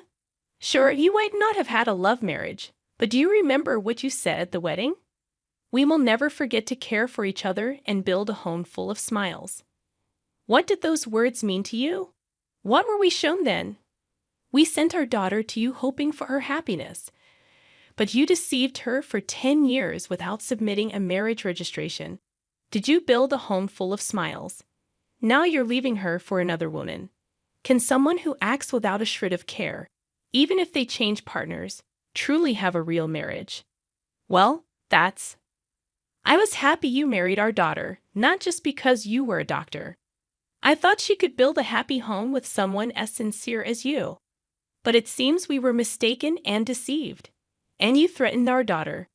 If she told us about this, you'd cut off the contract with our company. What? Seriously. If you're going to threaten our daughter, we'll cut off the contract ourselves. Be warned. We will tell the truth when asked. Why? If you do that, there will be rumors at the hospital. Rumors? Well, yes, but that's the result of your own actions. You were the one who threatened us with cutting off the contract. My husband was in complete panic at this unexpected turn of events. Please wait. This is getting out of hand. Let's just talk. Don't mess with us. My father-in-law grabbed my husband by the collar, furious. We didn't raise you to be such a scoundrel. What were you thinking? Father, please stop. By not submitting the marriage registration, you might have thought you were doing yourself a favor. But because of your selfish actions, Emily was strung along for 10 years. What were you thinking, causing such trouble to others? The living room fell silent. My husband, faced with my father-in-law's words, had nothing more to say. Emily and your parents, I'm truly sorry for the trouble caused by this idiot. No, you parents shouldn't apologize. It's not your fault. However, it's partly our responsibility as parents for letting him act this way. For now, We'll take him home and make sure he doesn't continue his reckless behavior. We'll deal with the aftermath properly. We're very sorry for all this." And with that, my husband was taken away by his parents back to his childhood home. "You've been through a lot. For now, you should come back home and rest. We'll think about what to do next later. You don't need to worry about anything right now." My parents thought I was completely exhausted and deceived. They spoke to me with such kindness. "Thank you. But I won't go back home yet. I still have things I need to do." I declined their offer and stayed in my own home. What I had to do was prepare for the final settlement with my now ex-husband, gathering evidence for our common law relationship. I was getting ready to claim alimony and divide our assets. A few weeks later, a meeting with a lawyer was arranged. However, even if I agree to alimony, why should I divide my property? She's been a homemaker for 10 years, never working a day. All the furniture, clothes, food. I paid for everything. Now you're telling me to hand over the money I worked hard for? He ranted, unable to accept that his money would be shared with me.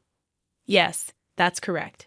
The money you earned and the furniture are subject to property division. Why does it have to be like that? Who did the housework while you were working? Who cooked meals with the groceries you bought? That's irrelevant now. No, it's very relevant. A homemaker is entitled to property division because housework and childcare have economic value. Speaking as a human, not just a lawyer, do you think housework is something anyone can do? That it's just expected of a homemaker? The reason you could live freely is because of her support. Don't get that wrong. What? And this situation is a result of your actions, yet you have the audacity to be selfish. What did you say? Never mind. Anyway, she's entitled to half of the assets for property division. That's how it is. Damn. Regarding alimony, we intend to claim $100,000 from you. $100,000. Why so much for a relationship that wasn't even a marriage? It's precisely because you weren't married. Normally, alimony claims in common law relationships range from $10,000 to $40,000. However, in your case, you pretended to be married for 10 years and selfishly tried to kick her out when you found someone else. The amount is determined by the severity and duration of your actions. But still, you may think 10 years is just a short time, but it's longer than you realize. During that time, she devoted herself to you, believing you were a married couple. You have no right to complain after betraying her. A perfect rebuttal. He couldn't say anything and reluctantly agreed to my demands. Then I also sent a notice of claim for alimony to his mistress. I knew who and where she was, thanks to the investigator. As he had said, she was a nurse working at the same hospital. The mistress, having heard from him that there was no possibility of alimony or property division, must have been utterly shocked by the contents of the claim. Wait a minute, this isn't what you told me. What do you want? I told you not to talk to me at the hospital. I got this from your wife. You said there wouldn't be any alimony because we weren't married. What's this all about? I later learned that in a panic after being served with the alimony claim from me, she confronted him at the hospital with the notice I had sent. Okay, let's talk about this later, not here. There are too many people around. We'll both be in trouble if this turns into a rumor. I don't care about that. I can't pay this kind of alimony. You said it was okay, so you should pay it for me. What? I won't pay a penny. You were the one who wanted this relationship. You said I was the only one for you, that you wanted to marry me. Hey, quiet down. Everyone can hear us. Just so you know, I'm not in the wrong here. If you want to make amends with your wife, do it yourself. Tell her I don't owe her a penny, that you'll take care of everything. Wait, hold on. Hey. This exchange led to the revelation of their affair to the entire hospital. It quickly became the talk of the place. And then the final blow was my father's request to the hospital. I apologize, but we would like to terminate our contract at the end of next month.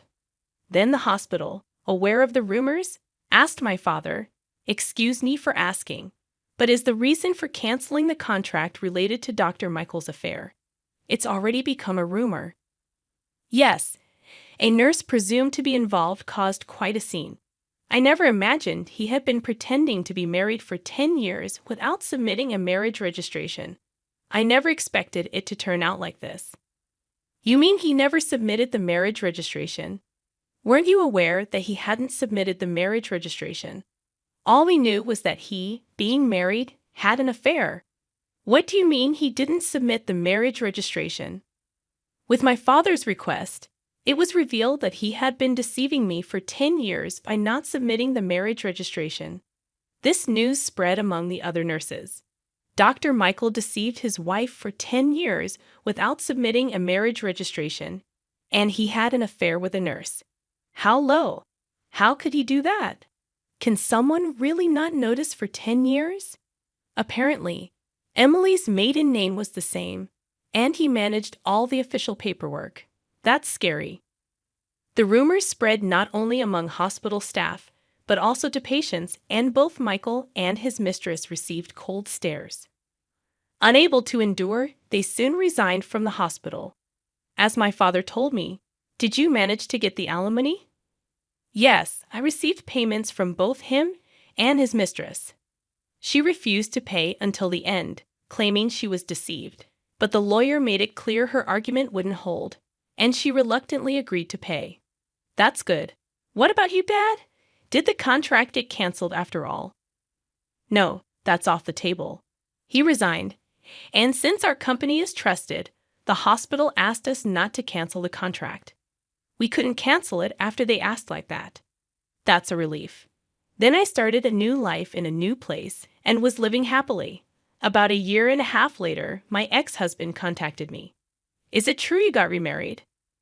I had married a man I met at work, and somehow he had found out. I wonder whose number this was going through the trouble of changing your number just to contact me. Just answer my question. Yes, I got married. You betrayed me? Betray. We were never legally married, so I didn't think it would matter to you, right? That's a different matter, indeed. Indeed, things are different now. We're completely separated, so my marriage has nothing to do with you. Is that why you contacted me? After I said this, he seemed at a loss for words. Then he taunted, Of course, you're still unmarried since you probably haven't submitted a marriage registration. You're that kind of woman. But things weren't as he imagined. Unfortunately for you, my husband isn't the kind of person to do such terrible things. He knows all about your story, so to ensure I wouldn't feel anxious, we went to the office together to submit the registration. Sadly for you, things aren't as you thought. I can somewhat understand your wish for me to be unhappy, considering your own misery. But sorry, we're happily married. I told him this and hung up the phone. What kind of life he leads now, I don't know. But unless he changes his selfish nature, it's unlikely he'll ever find happiness. Hi, I'm Emily. When you're the only one who sees through someone's act, it can feel like you're living in a parallel world. That's been my life ever since Harry waltzed into our family 3 years ago. To everyone else, he's the charming businessman who swept my mom, Laura, off her feet after Dad passed away. Everyone except me. Your mother deserves happiness, Emily. Why can't you just accept that? My sister Charlie's words from last week still ring in my ears. She doesn't see what I see. How Harry's caring suggestions are really controlling demands, or how Mom's vibrant, spontaneous personality has dimmed since he moved in. Have you noticed Mom doesn't even go to her painting classes anymore? I'd asked Charlie. She's busy helping Harry with his business ventures. Besides, those classes were expensive, Charlie said dismissively. His so-called business ventures that always seem to need Mom's savings to get off the ground. I've tried pointing out the red flags to Charlie, but Harry has her completely under his spell, especially since he offered to pay for her dream wedding to Brandon. Brandon, at least, is one of the few people who sees through Harry. Last month at dinner, he pulled me aside. I saw how Harry spoke to your mom when she wanted to visit you in Chicago. Something's not right. I was starting to lose hope until Jennifer, Mom's oldest friend, cornered me at the supermarket. Your instincts about Harry aren't wrong, she said, glancing around as if she were about to share classified information. I've heard things from people who knew him before. That's when the pieces began falling into place. The secretive phone calls in the garage, The way he tenses up when anyone mentions his past, and the locked drawer in his office he thinks no one knows about. "We need to talk," Jennifer whispered. "Privately. There's so much your mother doesn't know." Before we could meet, Charlie dropped a bombshell. Brandon proposed. "We're having an engagement party next month," she announced, glowing with excitement. Harry immediately took charge. "I'll handle everything. It needs to be perfect for my little girl." Little girl? Charlie isn't even his daughter. But there he was, playing Father of the Year. "You'll help with the planning, right, Emily?" Charlie asked, beaming. "Of course," I said, forcing a smile. I caught Harry's expression darken. He hates when I'm involved in family events. "Too many questions," he says. "Too negative." Well, if he thinks I asked too many questions now, just wait. Jennifer's intel might be exactly what I need to expose him. And the engagement party? It could be the perfect moment to crack his carefully crafted facade. When Jennifer arrived at my apartment, she brought a stack of documents. Her hands shook as she spread them across my kitchen table. 3 marriages, Emily. All ended within 2 years. Each time he walked away with everything. Marriage certificates, divorce records, even newspaper clippings, it was all there in black and white. Harry Thompson wasn't even his real name. He changed it after his second divorce. Patricia Morrison, his first wife, tried to warn the others, Jennifer explained. He isolated her, convinced her to invest in his schemes, and drained her accounts before she caught on. My stomach dropped. Just like Mom's painting studio money. Sarah Chin, wife number 2, lost her restaurant, Jennifer continued. And Elizabeth Baker.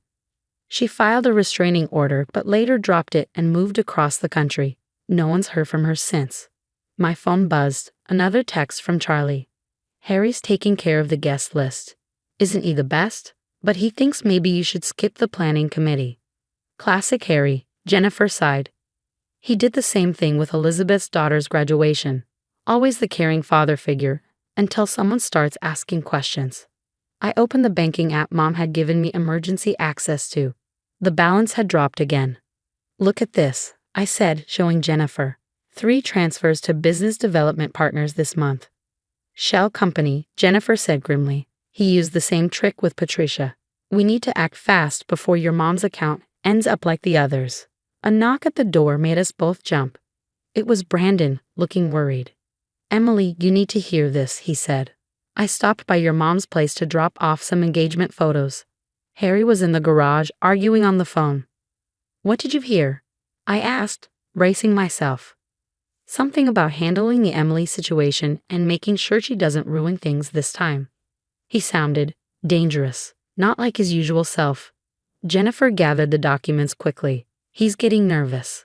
Last time someone dug into his past, Elizabeth lost everything." "The engagement party's in 3 days," I said, an idea forming. "Everyone he knows will be there, including some faces from his past. He won't be expecting it." "Emily, be careful," Jennifer warned. Elizabeth tried a public confrontation, and that's when things got ugly. But Elizabeth was alone. "I've got proof, witnesses, and a backup plan." I held up my phone, showing them the email I just received. "I found his second wife, Sarah. She's willing to talk." Brandon checked his watch. "Charlie and your mom are meeting the caterers in an hour. Harry insisted on going with them." "Perfect. That gives us time to set up everything at the venue," I said. "Jennifer, call Sarah. See if she can fly in. Brandon, keep Charlie busy tomorrow. I'll make copies of all these documents." "What about your mom?" Brandon asked. "She gets the truth. But first, we make sure Harry can't talk his way out of it. Not this time." "He's going to fight back," Jennifer said. "Let him try. I'm not Elizabeth, Patricia, or Sarah. I'm the daughter he tried to push away, and I've got nothing to lose." For the next hour, we planned every detail. Harry thought he was directing this show, but he had no idea he was about to star in his own exposure party. The country club ballroom sparkled with champagne glasses and fake smiles. Harry played the proud father figure, one arm around Mom's waist, the other patting Brandon's shoulder as he bragged about his girls to his business partners. "Everything's in place," Jennifer whispered, handing me a fresh drink. "Sarah's in position. Patricia sent over the video deposition. All we need is you." Charlie rushed over, her engagement ring catching the light. "Why aren't you mingling? Harry says you've been acting weird all week." Just waiting for the right moment, sis. It's your special day after all. Harry's eyes tracked my every move as I circled the room. Good, let him sweat. Brandon had already connected his laptop to the projector for the special engagement slideshow. Time for speeches. Harry's voice boomed across the room. As the proud father of this beautiful bride-to-be, stepfather, I corrected, stepping forward. And speaking of family roles, Harry, why don't we talk about your other families? The room fell silent. Mom turned, confusion crossing her face. Emily, what are you? Does the name Patricia Morrison mean anything to you, Harry? Or maybe Sarah Chen? Elizabeth Baker? Harry's face hardened. You're making a scene. This is Charlie's day. No, Harry, this is your day, the day everyone learns who you really are. Brandon clicked his laptop and the projector hummed to life, displaying marriage certificates, court documents, and newspaper clippings. 3 marriages, 3 divorces, 3 women left bankrupt, and now you're working on number 4. Turn that off. Harry lunged toward Brandon, but Jennifer stepped in his path. Hello, Harry, Sarah Chen said, emerging from the crowd. Remember me? The restaurant you convinced me to sign over. Mom's hand flew to her mouth. Harry, they're lying. Lauren, this is ridiculous, Harry blustered. The only ridiculous thing, I said, pulling up Mom's banking records on the projector, is how you thought you'd get away with the same scam a 4th time. Business Development Partners, your favorite shell company, needs a new name. Charlie stood frozen. The wedding fund doesn't exist. It doesn't, Sarah confirmed. Just like my retirement fund didn't, or Patricia's savings, or Elizabeth's inheritance. Harry's carefully constructed mask cracked. You ungrateful little. He lunged at me, hands outstretched. Brandon intercepted him, grabbing his arms, while 2 of Harry's business partners stepped in to help. Amid the chaos, Jennifer slipped a USB drive to the police officer waiting by the door, the same officer who had handled Elizabeth's restraining order. Get your hands off me. Laura, tell them. But Mom stood tall, her artist's eyes finally seeing the full picture. No, Harry, you tell me. Tell me why our joint account is empty. Tell me where my studio money went. I was protecting our future. Everything I did was for this family. Which family? Sarah asked. The one in Oregon? Texas? Or Elizabeth's family? Charlie's tears turned to anger. You promised. You said you'd help with the wedding. He says that to everyone, sis, I said, moving to hug her. But this time, he's the one who loses everything. 2 months after the engagement party, Mom and I sat across from each other at our favorite coffee shop. She looked younger than she had in years. The divorce papers are signed. The DA is pressing charges for assault and financial fraud, she said, sipping her coffee. How are you feeling? I asked. Relieved, embarrassed, grateful. She reached for my hand. I should have listened to you sooner. Harry fooled a lot of people, Mom. Sarah and Patricia were both successful businesswomen, she said, smiling. Speaking of Sarah, she's helping me restart my art studio. Says it's her way of paying it forward. Jennifer joined us, setting her bag down. I just got off the phone with Elizabeth's daughter. Harry's other victims are filing civil suits. He won't have a penny left when they're done. Or a friend, I added. His business partners jumped ship the moment they saw those documents. Turns out he was scamming them too. Have you heard from Charlie? Jennifer asked. The bell above the door chimed. Why don't you ask me yourself? Charlie stood in the doorway, Brandon beside her holding a stack of new wedding invitations. We're thinking a small garden ceremony, she said, a smile breaking through. No fake father figure required. Charlie, Mom began, her voice faltering. It's okay, Mom. Charlie crossed the room and took her hand. Emily was right. We all needed a wake-up call. She grinned, looking at me. Besides, my maid of honor here saved us from making a huge mistake. And the wedding fund? Brandon asked. Already handled, Jennifer announced. Patricia and Sarah started a collection among Harry's victims. They want to sponsor the wedding, a celebration of new beginnings. My phone buzzed with a news alert. I glanced at the screen and couldn't help but smirk. Harry's mugshot filled the display, replacing those polished headshots he once loved. 3 counts of financial fraud, I read aloud, plus the assault charges. He's looking at 8 to 10 years. Mom chuckled. The jewelry he gave me paid for a good lawyer. Turns out, it was fake, just like him.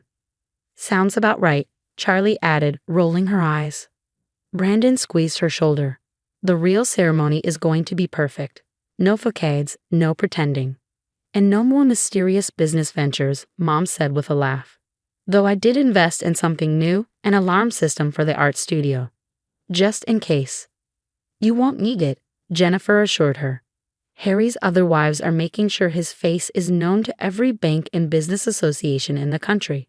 I looked around the room at my real family. No perfect facades, no lies. Just us. Hey, Charlie, think we could hang the engagement party photos in the studio? You know, the ones right after Harry got arrested. Only if we put them next to Mom's new paintings, Charlie quipped. What are you calling that series again? Mom's eyes sparkled with her old mischief. Unmasked. It's all about revealing what's beneath the surface. Perfect title, I said, raising my glass. To seeing clearly. To family, Charlie added. The real kind, Mom finished. Outside, spring flowers bloomed in the window boxes, fresh starts all around. Harry's perfect world had crumbled, but ours was finally authentic, stronger than ever, built on truth instead of lies. Let's talk about it. This story was an experiment in exposing toxic family members and the hard choices that come with it. If you discovered someone close to you, like a step-parent, had a hidden, damaging past, would you reveal their secrets for the sake of justice, even if it risked family relationships? Is public exposure ever justified if it prevents others from becoming victims? Or does family loyalty mean handling such matters quietly behind closed doors? Many of you might be grappling with similar dilemmas. Share your thoughts in the comments. Hi, I'm Olivia. At first, life was incredible. I had just been promoted to senior marketing manager at one of Seattle's top tech firms, and my husband, John, and I had finally saved enough for a down payment on our dream home. With John working as a software developer, our dual incomes gave us a comfortable lifestyle. We were the picture of a young, thriving professional couple living the dream. Then there was Karen. Karen, my mother-in-law, seemed sweet during my courtship with John. She brought homemade cookies to family gatherings and asked me about my career with what I thought was genuine interest. I should have noticed the glint in her eyes when John mentioned my promotion. Family is everything, she'd say at Sunday dinners, stirring her coffee with a knowing smile. We support each other, no matter what. The first red flag appeared at Easter dinner, 3 months after our wedding. John tells me you're making 6 figures now, sweetheart, Karen announced, her voice slicing through the chatter at the table. Everyone paused mid-bite. You know, your cousin Jessica is struggling with her student loans.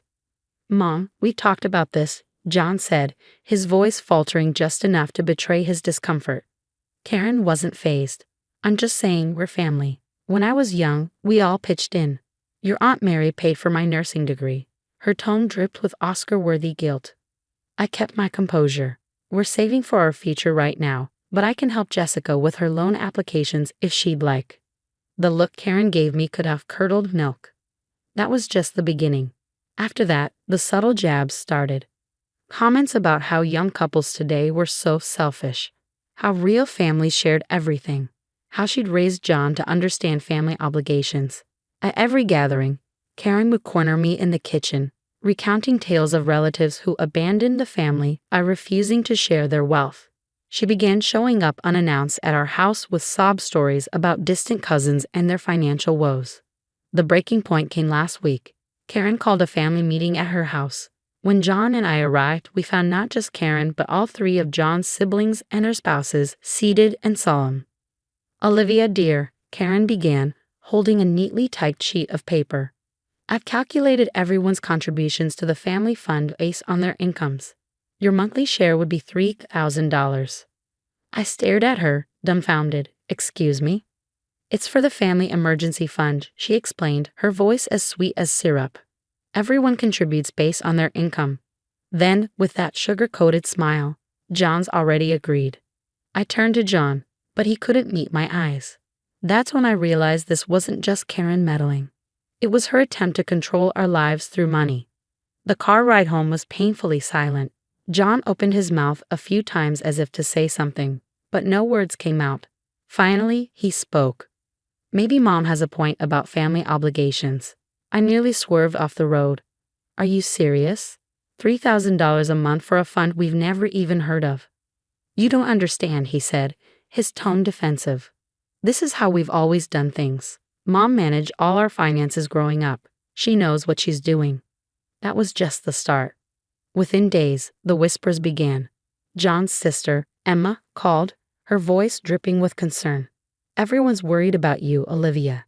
Karen says you've been hoarding money while family members are struggling.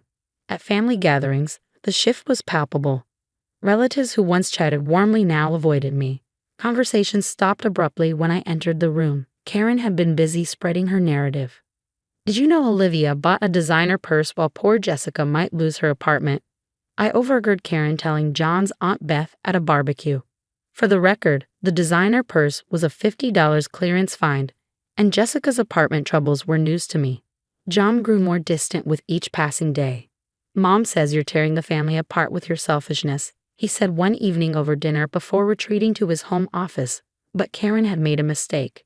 She'd grown too confident in her web of control. During one of her infamous kitchen corner ambushes, cousin Amy pulled me aside, her eyes darting nervously. Be careful, Olivia, she whispered. Karen did this to my mom years ago, convinced her to hand over her inheritance for the family fund. Mom never saw a penny of it again. That revelation was my tipping point. I started dating, and what I uncovered painted a chilling picture. Uncle Pete's failed business, Karen had managed his startup funds. Aunt Sarah's mysterious debt that forced her to sell her house. Another case of Karen's financial help. A pattern emerged. Karen targeted successful family members, guilted them into contributing to her so-called family fund, and somehow the money always disappeared into nebulous emergencies no one could quite explain. Then came the final straw. Karen's emergency family intervention. We were all gathered in her living room, the air thick with tension. This time, she'd outdone herself, presenting a full PowerPoint of my supposed selfishness, complete with doctored receipts and fabricated luxury purchases. We're here because we're worried about Olivia's impact on this family's unity, Karen declared, clicking through slides. John sat next to her, avoiding my gaze, his silence cutting deeper than any accusation. I stood, my hands steady but my voice sharp. Before we continue, I have some questions about the family fund's previous distributions. Karen's confident demeanor flickered for the first time. That's not relevant, Oh. Actually, it is. I turned to Uncle Pete. Would you like to share what happened to your startup investment? The room erupted into chaos. Karen screeched about disloyalty, while John tried to hush me, but the damage was done. I saw it, a spark of recognition in several family members' eyes. The first crack in Karen's carefully constructed facade. And I wasn't done yet. Amy's tip about her mom's inheritance had been just the beginning. I hired a private investigator, the best $3,000 I'd ever spent. What I uncovered was staggering. Karen's family fund was a black hole of debt and deceit. Maxed out credit cards, remortgaged houses, and personal loans taken out in various family members' names. She told my mom that money went to cousin David's medical bills, Amy whispered one night, her hands trembling as we pored over the documents on my kitchen table. David never had surgery. I started a group chat, carefully adding family members I suspected were Karen's victims. The stories poured in. She convinced me to co-sign a loan for her investment property. Aunt Sarah revealed. There was no property. My business didn't fail, Uncle Pete confessed. She drained the accounts she managed for me. Meanwhile, Karen escalated her harassment. She began showing up at my office, cornering me in the parking lot. You ungrateful little snake, she hissed one morning, her face twisted with rage. I'll make sure everyone knows what you really are.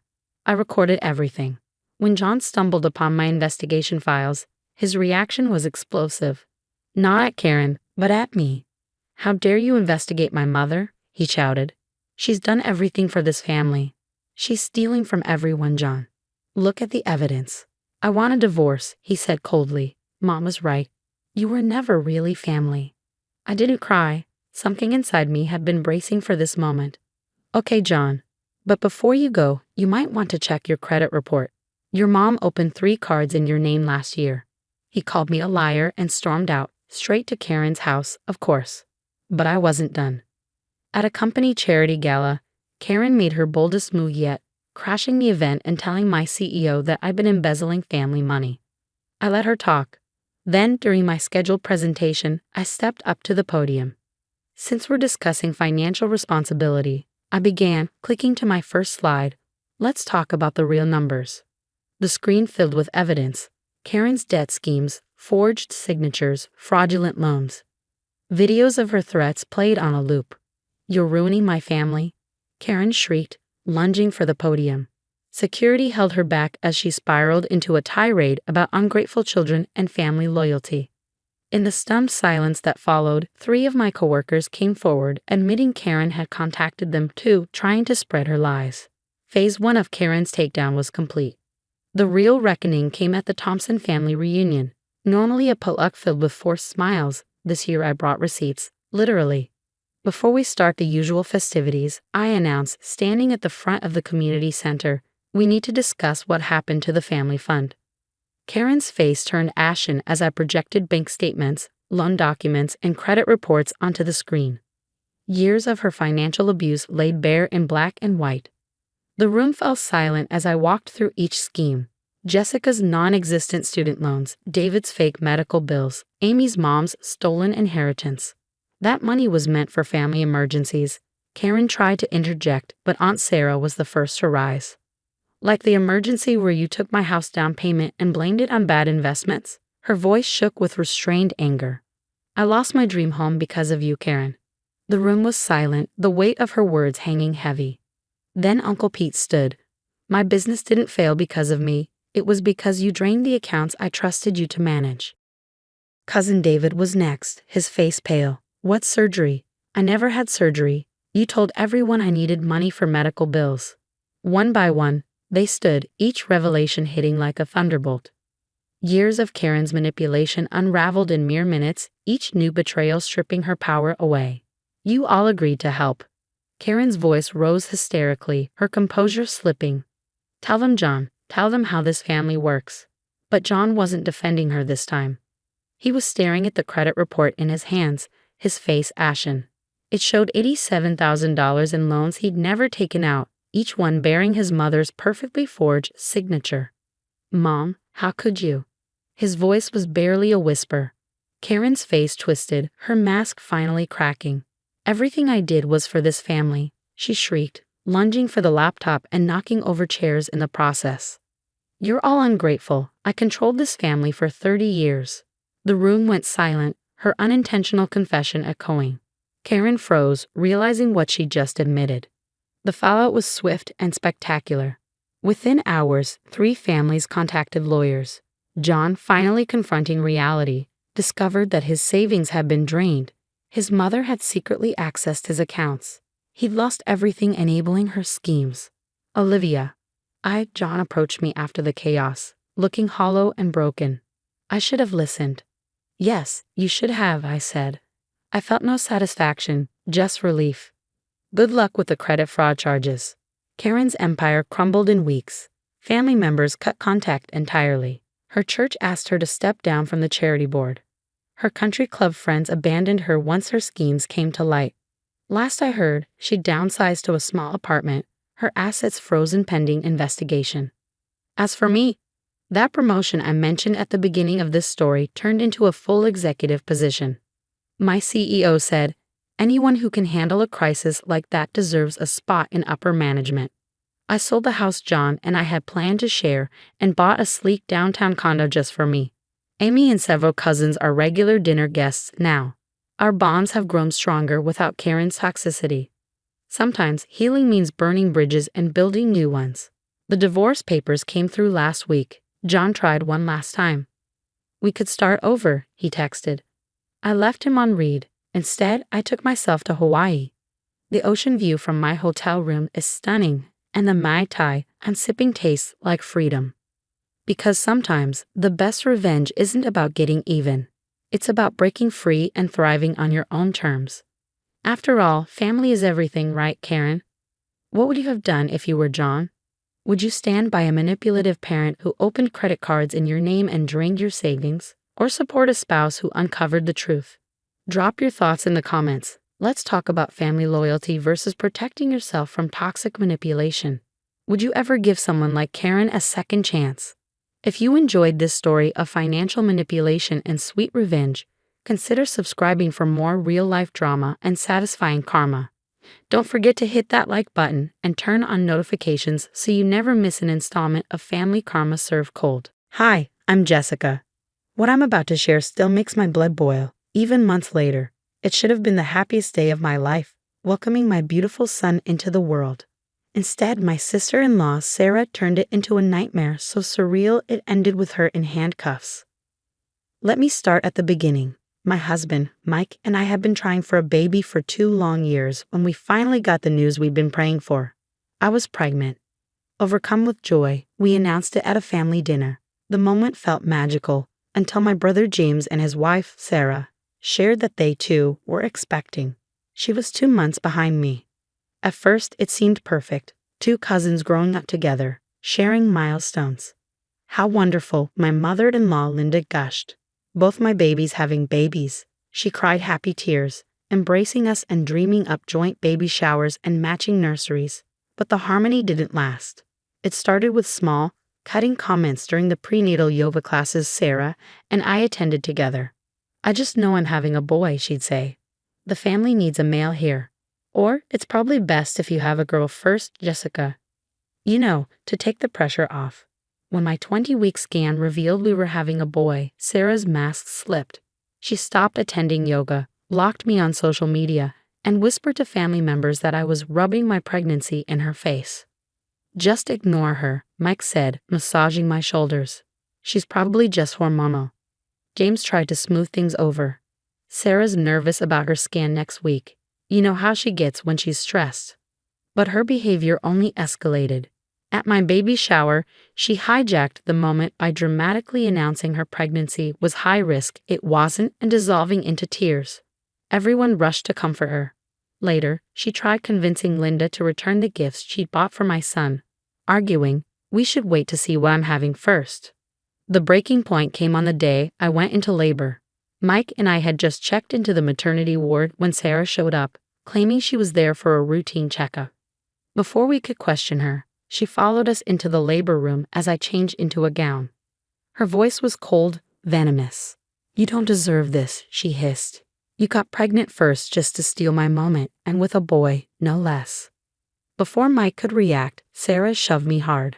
I stumbled backward, crashing into a full-length mirror. The glass shattered, shards raining down as a sharp pain seared through my back. The last thing I saw before the nurses rushed in was Sarah's face, not regretful, but smug, satisfied. That shove didn't just break a mirror, it shattered any chance of us ever being family again. But Sarah was about to learn that karma hits back harder than any shove she could deliver. The next few hours were chaos. Glass fragments had cut into my back and arms.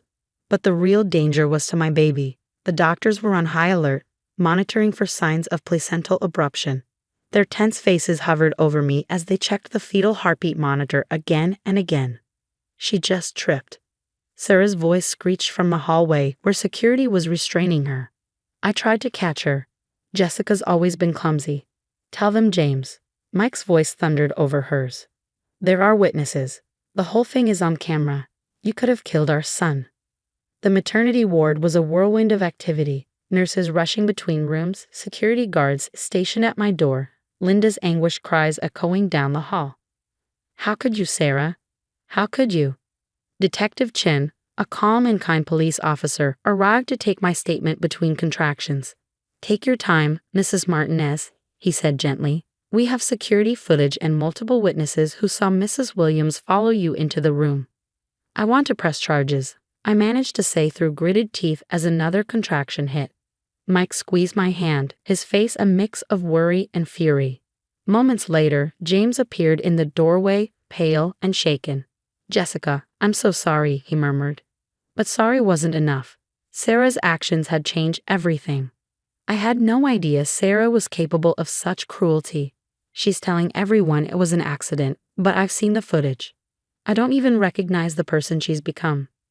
The hours following the incident were a blur. The stress had complicated my labor, and the doctors were discussing the possibility of an emergency C-section. Through it all, Sarah's dramatic sobs echoed from somewhere in the hospital. She was telling anyone who would listen that she was the real victim, insisting the stress might harm her baby. After what felt like an eternity, my son finally arrived, perfect and healthy, despite everything. But even this pure, joyous moment was overshadowed. Instead of peaceful bonding, our first hours as a family were interrupted by hospital administrators documenting my injuries. Police officers taking statements and family members coming in and out, teary-eyed and distraught. The district attorney will definitely want to pursue this, Detective Chen informed us as I nursed my newborn. Assault on a pregnant woman is a serious offense. Given the security footage and witness statements, Mrs. Williams is looking at significant charges. By then, Sarah had been removed from the hospital, but her flying monkeys were already at work. My phone buzzed constantly with messages from distant relatives. Family should forgive family. Think of Sarah's baby. You're being dramatic. Mike finally snatched the phone from my hands, his jaw tight with anger. The only people you need to focus on are yourself and our son, he said firmly. Let the police handle Sarah. As I cradled my beautiful baby boy, watching him sleep peacefully despite the chaos around us, I made a vow. Sarah hadn't just attacked me, she'd risked my child's life. No amount of family pressure or crocodile tears would make me back down. She was about to learn that some bridges, once burned, light the way to justice. A week after bringing our son home, Mike and I sat in the hospital administrator's office, watching the security footage. The video left no room for Sarah's claims of an accident. Multiple camera angles showed her following us, pacing outside our room, and then deliberately shoving me into the mirror. When nurses rushed in, she even tried to block the door. The hospital is filing separate charges, the administrator informed us. This kind of violence in our maternity ward is unacceptable. We've also had 3 nurses come forward about Mrs. Williams' aggressive behavior during her prenatal visits. As the truth unraveled, more stories emerged. Cousin Linda revealed that Sarah had destroyed her wedding dress years ago after discovering they'd chosen the same designer. Mike's sister, Emma, admitted Sarah had once pushed her at a family pool party, claiming Emma had slipped. Even Linda, my mother-in-law, finally confessed to witnessing Sarah deliberately trip a coworker at last year's Christmas party out of jealousy. We all kept quiet to keep the peace. Linda sobbed, guilt-stricken. I enabled her by staying silent. I'm so sorry, Jessica. The pressure to drop charges was relentless. Daily calls from family members urged us to forgive. Think of the baby shower we planned, they said. James is heartbroken. She's pregnant. You can't send her to jail. Then came the so-called family dinner, organized by Linda to heal. The tension was palpable, with everyone walking on eggshells, until Sarah arrived, her tone dripping with venom. I've apologized, she sneered. Jessica's just jealous because my baby shower will be bigger. She's using this accident to turn everyone against me, and now my baby might have complications from all this stress. The room fell silent. Finally, James spoke. Sarah, stop. His voice was low but steady. I've seen the footage. You followed her. You pushed her. You smiled about it. You're taking her side? After everything I've done for this family? Sarah shrieked, her mask slipping entirely. In a sudden fit of rage, she grabbed Linda's prized crystal vase, a cherished family heirloom, and hurled it at the wall near my head. Gasps filled the room as shards rained down. Then she started grabbing anything within reach, throwing it with wild abandon. I deserve that baby boy, she screamed. She stole everything. My moment, my son, my family. James intercepted her just as she reached for a heavy photo frame, grabbing her wrist. His expression was a mix of heartbreak and clarity. Security cameras don't lie, Sarah, he said quietly. Neither does this meltdown. I want a divorce. Sarah's scream echoed through the house as family members led her away, her protests and sobs fading into the distance. James stayed behind, his shoulders slumped in defeat. I should have seen it sooner, Jessica, he said, his voice heavy with regret. The signs were all there. I just didn't want to believe the person I married could be so cruel. The aftermath was devastating. Broken crystal, shattered photos, fractured relationships. It was a mess, both literally and figuratively. But in that moment, I realized something important. Sometimes it takes a complete breakdown for the truth to break through. 3 months later, as my son reached another milestone, the court date arrived. Sarah showed up playing the perfect victim, dressed modestly, cradling her baby bump, and shedding well-timed tears. But her performance crumbled under the weight of evidence: security footage, witness statements, hospital records, and photos of my injuries. The defendant showed premeditation by following the victim, the prosecutor stated. She deliberately assaulted a woman in active labor, showing complete disregard for 2 lives. But the legal consequences were only the beginning. In our tight-knit community, news spread fast. Sarah's carefully curated image of the perfect wife and expectant mother crumbled almost overnight. Her interior design clients quietly dropped her, unwilling to let someone so volatile into their homes. Her sponsors for her mommy blogger persona pulled out, and her once flawless social media empire imploded as the truth surfaced. James wasted no time filing for divorce. Despite Sarah's tearful manipulation attempts, he remained resolute. "I'm not letting my child grow up thinking this behavior is normal," he told me one afternoon, watching my son cooing on his baby mat. "I'll co-parent with her, but that's it." Linda transformed our old playroom into a nursery, helping care for my son while I recovered. One evening, as she rocked him to sleep, she whispered, "I should have protected you better, but I promise both my grandbabies will grow up in a healthier environment now." Meanwhile, my brother moved back in with Mom temporarily, starting therapy to process everything. It was during one of these sessions that Sarah's family finally admitted she'd had similar incidents growing up. Aggressive outbursts and manipulative tactics they dismissed as a strong personality. They took over managing her prenatal care and kept her away from our side of the family entirely. The experience changed us all. Mike and I reinforced our boundaries, choosing carefully who we allowed into our son's life. James dedicated himself to single fatherhood, determined to break the cycle of toxicity. Linda, once the family peacemaker, found her voice and stopped tolerating bad behavior in the name of harmony. 6 months after the incident, we celebrated my son's first Christmas. Our family circle was smaller now, but it felt stronger than ever. As I looked around the room, I felt a deep sense of peace. My baby boy was thriving, surrounded by people who genuinely loved him. James was healing, preparing to co-parent with clear boundaries. Even Linda seemed lighter, no longer walking on eggshells to maintain false peace. Sarah's actions, intended to shatter us, had instead revealed the cracks that needed mending. They forced us to rebuild on stronger foundations. As I watched my son giggle in his uncle's arms, I knew we'd made the right choices. Some might call it karma, but to me it was justice, letting natural consequences unfold while focusing on healing and growth. Sometimes a happy ending isn't about revenge. It's about rebuilding, setting boundaries, and choosing peace over toxic relationships. My son will grow up knowing that love doesn't hurt. Family isn't about power plays, and it's okay, even necessary, to walk away from people who try to dim your light. Your turn. What would you do if you discovered your sister-in-law had been sabotaging other family members for years, not just you? Sarah's behavior wasn't new. She had hurt multiple people, from destroying Linda's wedding dress to pushing Emma at the pool. Yet everyone stayed quiet to keep the peace. Do you think the family was partly responsible for enabling her by staying silent? Share your thoughts in the comments below.